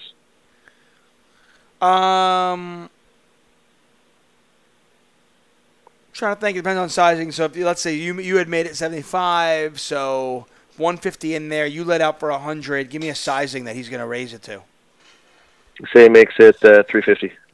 Yeah, I'd probably just go with it then, because I don't think he can get away from it. At that point, he's put a lot of money in the pot. And frankly, either there are some turn cards that are going to scare us, both, or and at this point. In that level game, unless I have history with that opponent, I'm just going to go with it. I mean, he's already put out of his $1,000, he's already put $425 in there, right? Based on what you said. He's put 42% of his stack in the pot. I'm going to go with it and hope he has 7s, or hope he was just like weird and he has Queen 7 or 10-7 or something like that. And frankly, if I'm him, I don't mind. If I'm raising, I'm raising to get it in, obviously. But I'm going to raise you because. Like, I'm going to put a lot of pressure on aces and kings there. Ace-king's obviously always folding, but I'm putting a ton of pressure on, like, aces and kings there. And I think that's the kind of hand where I don't have any showdown value. If I'm not raising with a hand that strong, and by the way, I'm not always raising the flop. Maybe I raise the turn occasionally. But your sizing was big. It was a little bit bigger. And because it was a 3-bet pot, it makes it a little bit more difficult to navigate if I decide just to float. You know what I mean? Mm-hmm. So, Anyway, thanks for the hands, man. I really appreciate it. Well, it was definitely a pleasure to talk to you. I think you should get Tristan Wade on the phone sometime, because I've got the privilege of getting to know him fairly well over the last 3.5 years, and he's definitely present company excluded, one of the nicest guys in poker, I think. I will see if I can get him on. I've had him in the commentary booth, I think, at least once or twice. So I'll give him. I'll see if I can reach out to him and get him on there. So by the way, I saw you're a car sales division. What kind of cars do you sell? I work for Enterprise Rent-A-Car in the retail car sales division. So we sell certified pre-owned cars, usually 1 to 2 years old. Okay. So all makes and models. Are there people out there that want to buy a rental? Because I don't know about you. I mean, off the record of, like, away from your job, people beat the shit out of rental cars. I mean, I beat the shit out of rental cars. That's why I buy a rental car. Some people do, but what a lot of people don't realize is that 90% of the newer used cars on any dealership lot are rental cars. So if you go to your local Chevy dealer and you're looking at that 1 to 2 year old Chevy Impala, it may say Carfax one owner, but if you actually look at the Carfax, that one owner is a rental car company. So it's very hard, if you're looking for a newer used car, to not have it be a former rental. And we sell a small percentage of our vehicles ourselves, but we're also a multi-billion-dollar company. So unlike Joe Schmo, who might be only keeping his car for 4 or 5 years and maybe doesn't remember to do his oil change, and he gets 6,000 miles behind and, like, whoops, you don't know what's happened with that car. It's only his ass on the line if he's not taking care of his car. But with Enterprise or any other big company, if you don't do your servicing and someone rents that car and there's a malfunction that you would have caught had you been servicing the car, you lose millions and millions of dollars. So we have a much greater likelihood to stay on top of our maintenance, make sure the cars are well maintained, that an individual owner wouldn't. Hey, I have to ask you a question, only because I invest. Absolutely. I invest in stock, so I'm actually curious about this. So I've actually shorted Hertz in the past and made money on it. And my thought process behind shorting it was, well, I mean, besides the fact that I didn't think it was a particularly well-run company, I thought that business travelers, in the past, business travelers were one of rental cars' biggest customers, right? Yes. You go on a trip to, if I go on a trip to San Francisco, the first thing I do, I'm on a business trip, I rent the car. If I go on a trip to Wichita, I rent the car. Okay?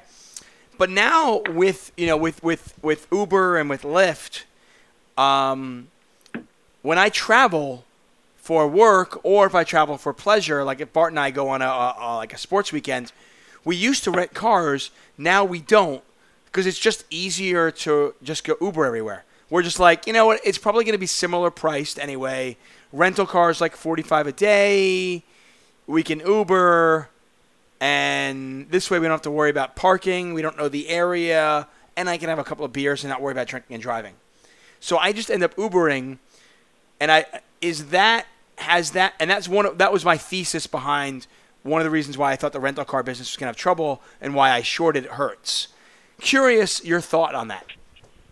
Yeah, I mean, I think with Hertz specifically, I agree with you. I don't think they're that well run. And they do rely a lot on airport business. After when 9/11 happened, they were really, really hurting because, one, the way they run their business, I assume it's the same way now, I'm not positive, but in the past they basically leased all of their cars. So they had an agreement when they got them initially, primarily from Ford, that they were going to keep them in inventory X amount of time and then cycle them back out after certain months of time and miles, but they had to keep it that long. So they had no flexibility with their inventory. So when 9/11 happened and people weren't flying, you saw lots of Hertz where they're having hundreds and thousands of cars just sitting there gathering dust because they weren't being rented. Enterprise definitely has a very large airport presence now, but it's grown organically. It started in the home city business. So as people, like right now, you own a car. So if your car gets in an accident, you're going to bring it to the body shop. You're going to get another car to use, and you're going to continue going about your life. So that's where Enterprise is set up as the primary source of businesses, local replacement rentals. So we're very well insulated from the issues of business travel. Let me ask you this then. I'm curious. And I know you work for Enterprise, and I'm not asking you. I don't want to get you in trouble, man. So just tell me if you can't have this conversation. I'm totally cool with it. But I'm curious about it because Yeah, I mean, I remember I got in a car accident many, many years ago in L.A. Somebody hit me, and I got a rental car. But nowadays, if I got in, if I got in a car accident, I might just do Uber. You know what I mean? Like it's just easier. You know what I mean? Well, you don't do Uber every day now, so clearly it's Well, I easier don't for do you Uber to now. have Well, a car to use. right. I mean, my life's different. I have a kid, so it's like I have car seats to deal with. But I'll be honest. Like, if I didn't have a kid, and my girl and I would probably share one car. Like, I don't. So Like, if it was involved in an accident, you would need to have replacement for that vehicle. yeah, I guess. I mean, but why couldn't I just Uber everywhere? Well, if you already had a car, I think there's two different things. If you're saying why have a car in general, then that's a different conversation. No, but if you're saying replacement, though, if it's free, would you rather get a free car to use, or would you rather pay out of pocket for an Uber? Right, of course, right. Obviously, if it's free, there's no question about it. I guess the question is, like, I just wonder, right, and I guess that's a big part of Enterprise's business. Yeah, and then we have a lot of places where there aren't as many people who own cars. I went out to New York. This was about 15 years ago when I was new with the company, but I went out to New York for my stepmom's sister's wedding, and I also had a friend from college that was working at Deloitte and Touche in New York City, so I stayed with her in Brooklyn for a week, and then I drove up to upstate New York, and people in California don't appreciate the leaves and stuff. I thought it was ridiculous that people talked about, oh, go see the leaves. But it was in October. It was just amazing. But I talked to the rental office in town there in Brooklyn, and they said they're very slow on the weekdays, but they're extremely busy on the weekends because in that area, like what you're describing, most people don't have cars because cars are a nuisance. But when they want to go do something on the weekend, they don't want to do it where you can take an Uber or a cab or a subway. They want to get in a car and drive somewhere else outside of the area. So I think even people who don't own cars, they like to rent them on the weekends when it's not their normal life, when they want to go do something outside of their normal area.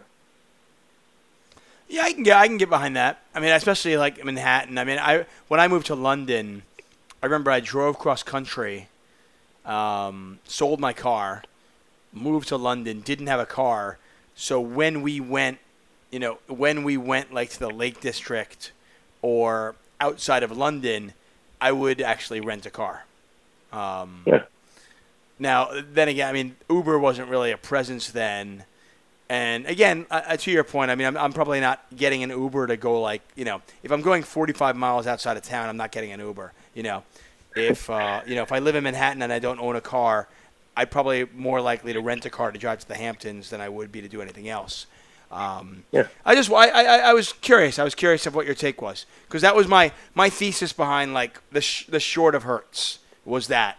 Yeah, and I was wondering if that was affecting the rental car business. Yeah, because they're done a lot of crazy things business-wise too, just trying to capture market share, where they have partnered with insurance companies at dramatic losses for them just to try to capture market share, and that gets to be a very expensive long-term proposition. Right. Hey, by the way, I feel good. This is before I knew you worked for Enterprise, by the way. But when I went back to New York to visit my wife's family, we rented a truck from Enterprise, okay? And I did that for you. Just for you. Are you high enough up in the company where that helps you at all? No, but it's nice that being part of a company that could carry you. I feel very akin to you when you're had that show with Ebony Kinney. I felt like I could just transport myself into your voice, some of the same stuff that you've dealt with. Got separated from my ex-wife almost 4 years ago. I've now remarried. I've got a 7-month-old kid. I've got a 6-year-old from my first marriage. And when we always talk about poker and having sometimes life distractions outside of the game can make you play worse at the table. But I think sometimes when things are bad enough, it actually can help you to be hyper-focused at the table. When it was March, it'll be 4 years in March, when my wife said she wanted a divorce, and it happened to be a planned day off I had because I was playing in the main event of a WPT Deep Stacks in Turlock. And by the way, that's a very good tournament series if you get the opportunity to do anything with them. And my whole world was feeling upside down and in shambles, but I decided just to go anyway, and I was able to fully immerse myself in the tables. I ended up being a day 1A chip leader. For that day, I forgot what I was there. I forgot about everything else bad in my life. I was able to focus, pay 100% attention to what was going on the table, have a good time. That's when I met Tristan. And he was and I ended up making the final table of that tournament. The day after was tough, but the final day on Sunday was able to be, again, hyper-focused, forgot about my troubles. And Tristan was so kind. I told him later kind of what had been going on for me personally during that time. And he would just periodically check in with me, give me a call, text, see how things were going, just always being available and just a really genuinely quality guy. So I can't give him enough shout-outs, and grateful for poker to help me get through a difficult time with some positive experiences while the rest of my life was not going well. But I'm so blessed with how good things have gone since then, and found the right woman for me and new baby, and we just bought a house, and just life's going well. This is the kind of shit I love. I mean, forget about all that's just like, oh, I feel good. But the fact that, first of all, I love being in the spot that I'm in, that I can hear these stories and people talk about it. And I think that's awesome, man. Like I said, the fact that you were able to, use poker as an outlet and be hyper-focused. And Tristan Wade, I didn't know anything about that guy, So, it doesn't surprise me, but that's pretty awesome. And congratulations on the 7-month-old. Boy or girl?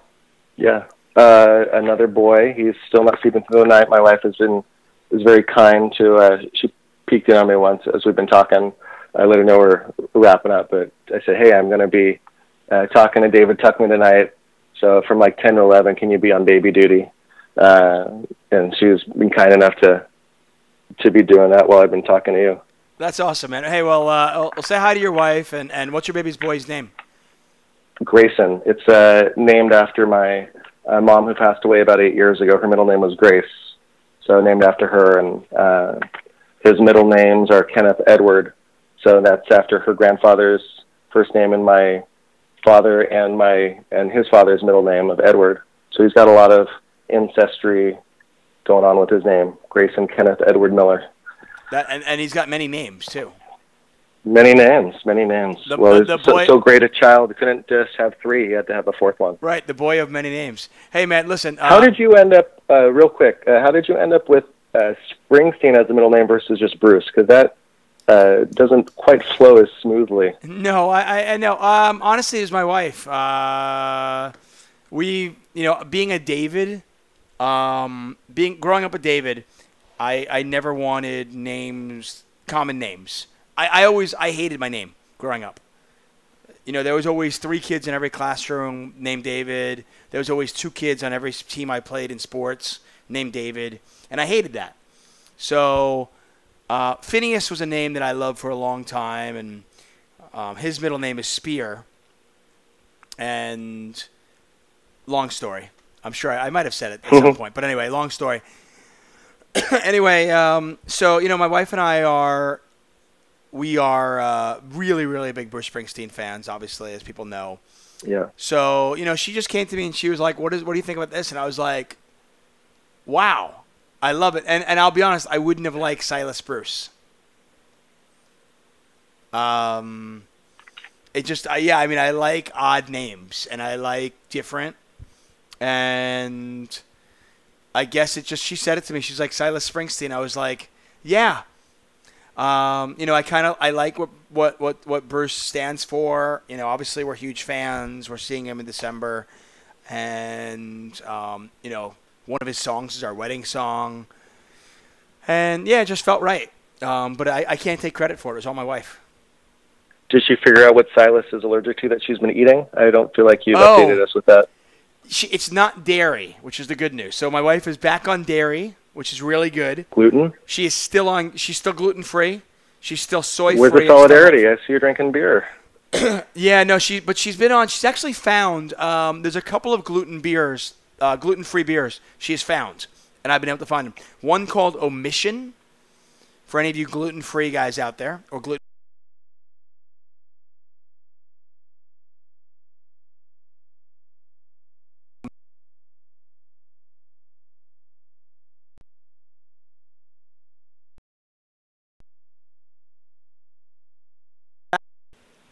Yep, because I also am gluten-free, but sadly I don't actually like beer, but I know a lot about gluten-free stuff. I'm more of a hard alcohol guy or a good wine.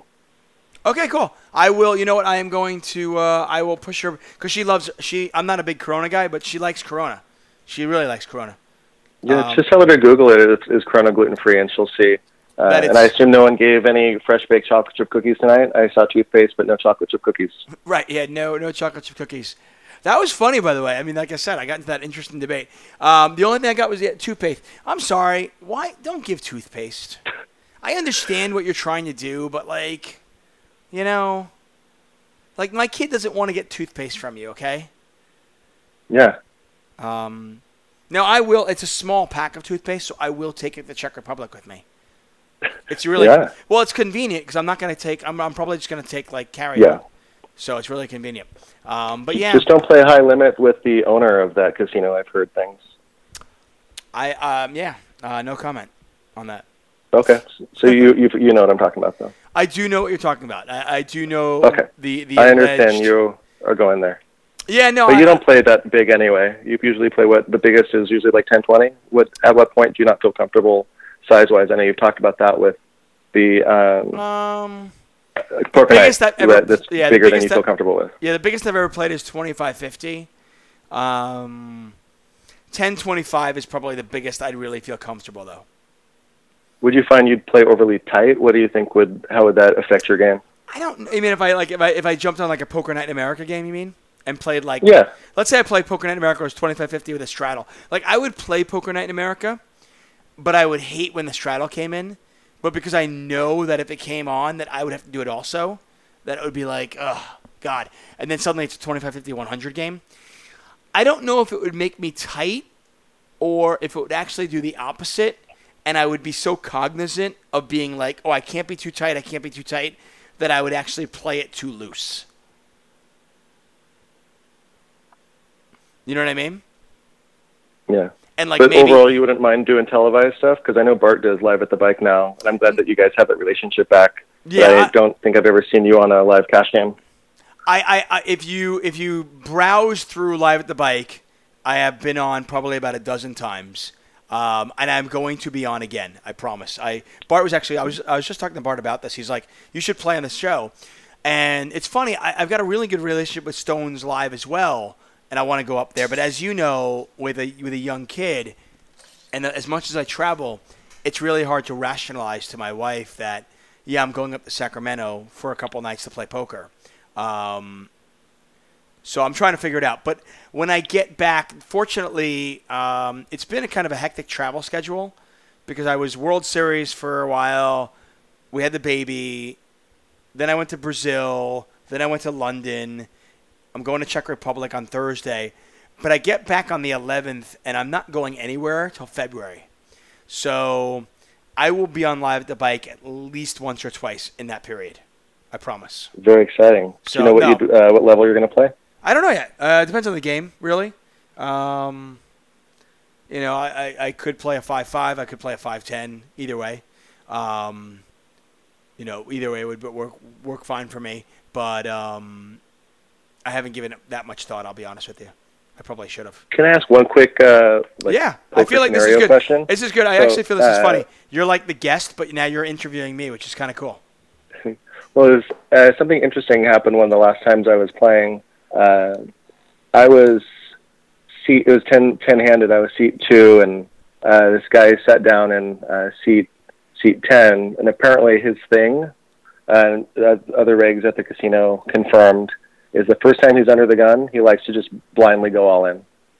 Wow. Okay. So this is like his fun thing to do. He likes to crack people with weird hands. Right. But he likes to blindly go all in. So especially if you're in seat 2 in that spot, and so your second act basically after the straddle-ish, on a blind all in, what range of hands would you call an all in bet with that's blind from early position? Yeah, it's hard. How big is the all-in? 1,000.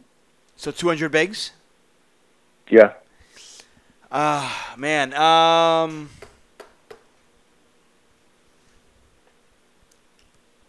I feel like I should. Because there's still people behind you. So no, of course, right, yeah. Too. Obviously, that's the whole issue. I mean, if you're in late position, it's a really easy question to answer.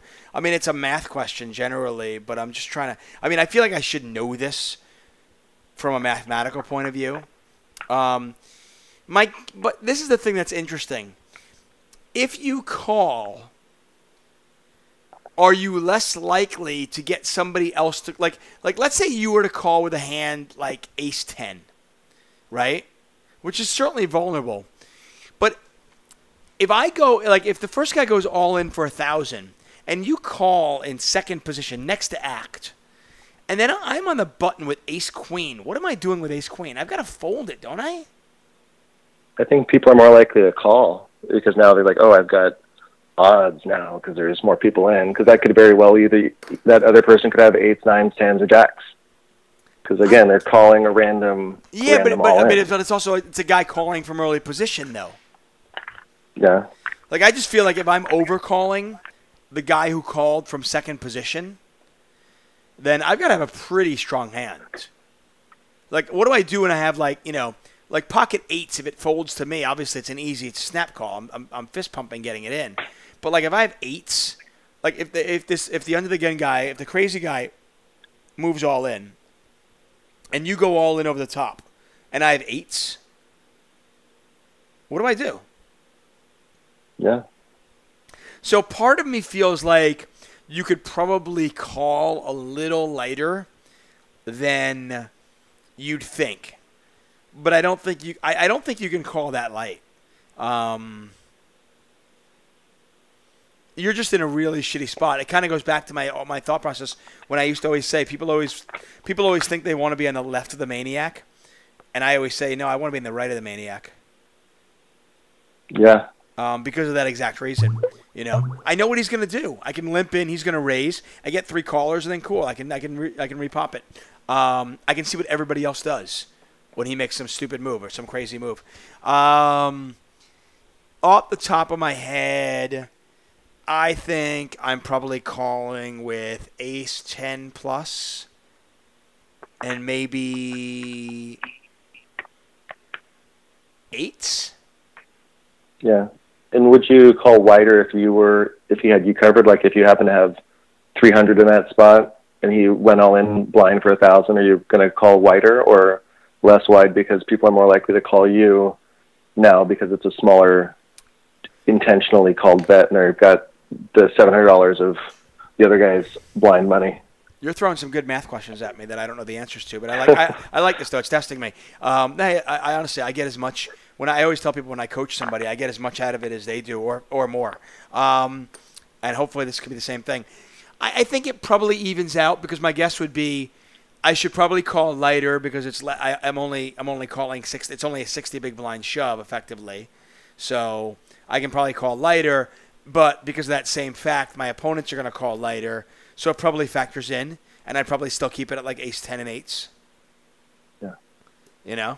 And by the way, that cool. could, I'm not going to say that's like the Bible. That could be totally off. Let me know, guys. By the way, I did get an email. Last week's podcast, I talked about education and how it might change.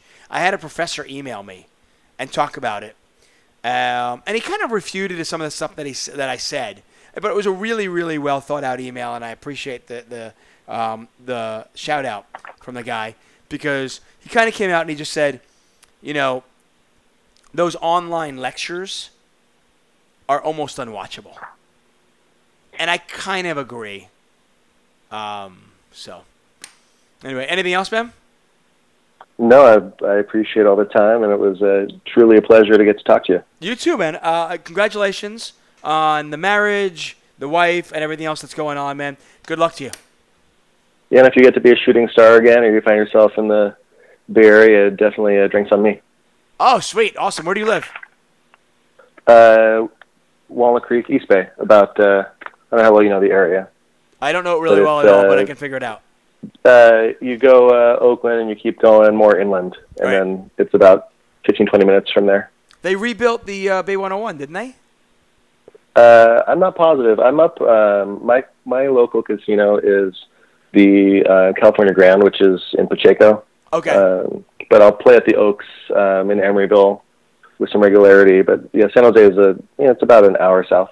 Okay, fair enough. I will definitely let you know, and obviously you'll hear it. Hey, man, thanks so much, and congratulations. All right, have fun in Prague. Thanks, buddy. I'll talk to you later. All right, thanks. Bye. That was David Miller. I wasn't expecting to talk to him that long, but he was pretty entertaining, and I thought the hands were kind of cool, kind of interesting little spots. I'm saying I'm not going to Prague. I wish I was going to Prague. Prague is a great city. If you've never been, I highly recommend it. Highly encourage you to go. I'm actually going to Rozvadov, which, let's not mince words, it's in the middle of nowhere.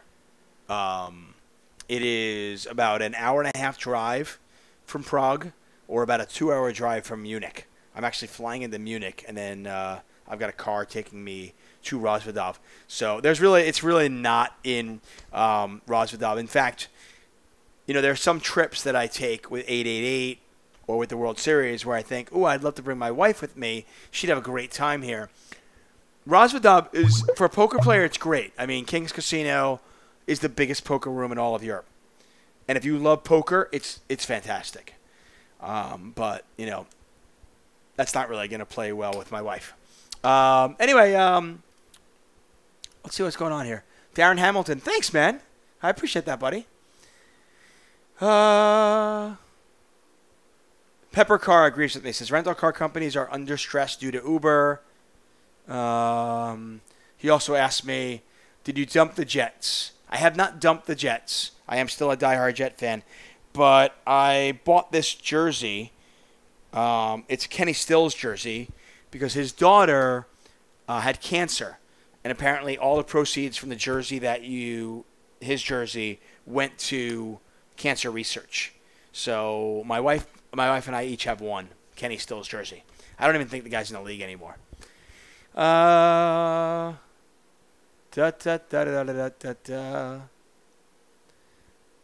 Rooney 86. What's up, my man? How are you, buddy? Hey. Tips to play live 1-2 in Vegas. Have fun. I mean, if you're playing 1-2 in Vegas, I mean, I don't know how to, kind of package that into a nice little box and put a bow on it because, there's a lot of things. But, generally speaking, 1-2, you're not gonna be dealing with that many pros, but you're dealing with some guys who probably think they're pros and think they're all that. If you play a solid game and you play smart, you should be able to do okay. Johnny Jackson asks, have you been playing lately? Not as much as I'd like. I played in London when I was in London about 2 weeks ago. I played after I did commentary most nights. But then came back. We sold our home and we bought a new home. And we were doing this weird rent back thing. Anyway, we just got possession of our new home. And we're kind of doing this quick little remodel. So I was doing demo today. So I haven't played as much as I'd like to play. But I'm going to play a ton in Rozvadov. While I anticipate these World Series of Poker Europe live streams to be 10 hours a day, I'm not going to have my kids there. And as I mentioned, there's not much to do in Rozvadov except play poker. So I'm going to play a ton of poker, which should be cool. So I'm going to play a lot of poker. I'll get some hand histories. It should be a lot of fun. That should be good. Anything else, guys? Hector J. Escamilla says, I'm late here. Got to get my tuck fixed. Man, I got to get my Escamilla fixed, man. I love you guys. Dodgers tomorrow night, Game 7. I am super excited about that. I had a hand I was going to talk about, but I'm going to save it because I have been on the air for almost 2 hours. I wasn't anticipating this. I thought this was going to be a really quick show, but apparently it's not. Anyway, guys, if there are no other questions, I am going to go. A lot of football trades today, by the way. Oh, I will give you my take on two things. Jimmy Garoppolo is not that good. I think if the New England Patriots thought he was quote-unquote special, if they thought he was going to be a franchise quarterback one day, I think they would have figured out a way to keep him.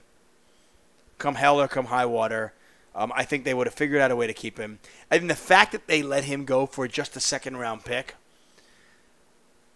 speaks volumes on what the New England Patriots think about Jimmy Garoppolo. So, We'll see. It doesn't mean he can't be Kirk Cousins-like. Doesn't mean he can't be even Alex Smith-like. Alex Smith and Kirk Cousins, obviously both good quarterbacks. But I think that's probably his ceiling. We'll see how it plays out. More football in a second. Rooney86 says, is there a big skill difference in Vegas in 1-2 and versus 2-5? Would it be worth trying the 2-5 when people are drunk? Yeah, I mean, Bart talks about this. It's a race to move up in stakes. Because of the prohibitive rake in smaller games, it's tough to actually make money. That said, in Vegas, the rake's going to be a little lower. It'll be a little bit easier to do well. A couple of little tidbits, though. 2-5 in Vegas is generally a $1,000 buy-in. And because of that, you're going to get more pros in the game, and the game is going to be tougher. So there is, I think, a significant skill difference between 1-2 and 2-5, especially when the buy-in is $1,000 for 2-5. That said, I don't think it's a terrible idea to pick and choose and table select your 2-5 games for weekends when you're more likely to play tourists. Johnny Jackson says 2-5 is $500 at Bellagio. And that's okay then. You're going to probably get less pros in that game than you would in the 5-10 there, which is, I think, $1,500. Most of the pros are probably playing 5-10 at Bellagio, or they'll play 2-5 with a $1,000 buy-in at another casino. My guess would be. So, kind of just my 2 cents on that one. Another thing, the Denver Broncos coaching staff is laughably bad at this point. I am flabbergasted by the fact that Trevor Siemian is still their starting quarterback, because he has been atrocious. I understand sometimes sticking with a quarterback if you can't win and you think the guy's got a future. But Trevor Siemian is like a former 7th-round pick who, really wasn't obviously expected to be anything. And he hasn't been. I mean, he's had a couple of good games, and he's had a couple of just absolutely horrific games. And I just don't really understand why they stick with him. They continue to stick with players who make mistakes time and time again. I heard on the broadcast last night, I'm watching Monday Night Football, and their punt returner fumbled again for the 4th time this season.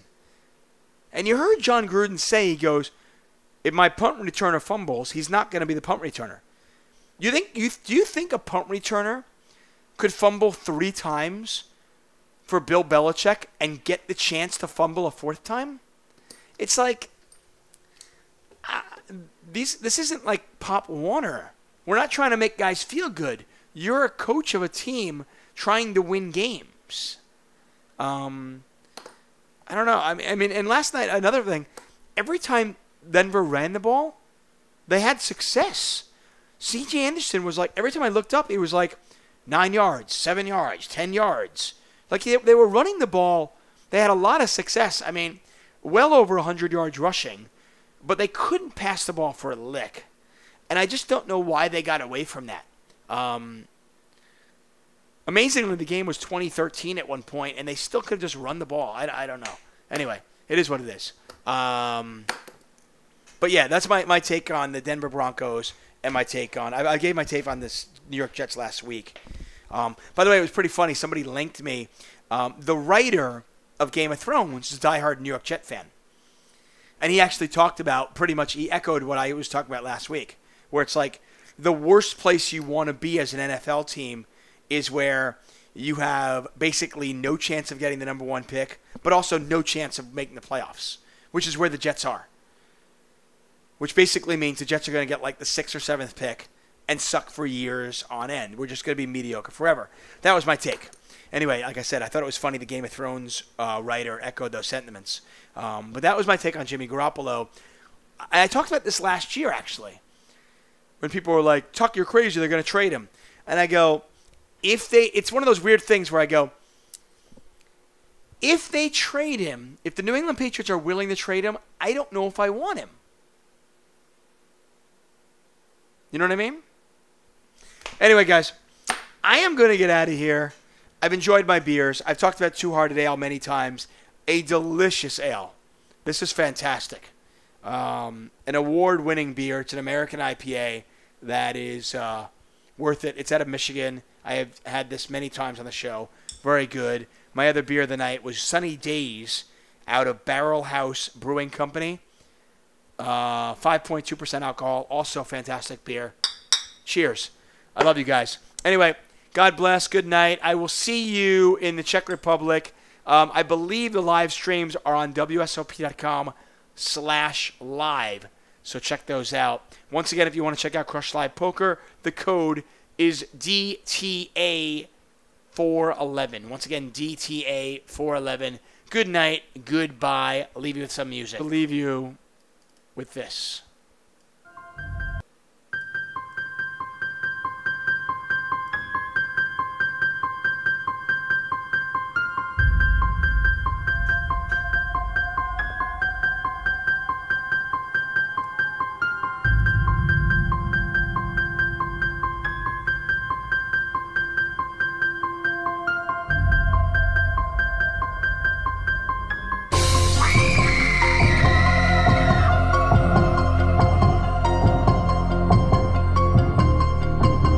Later, guys.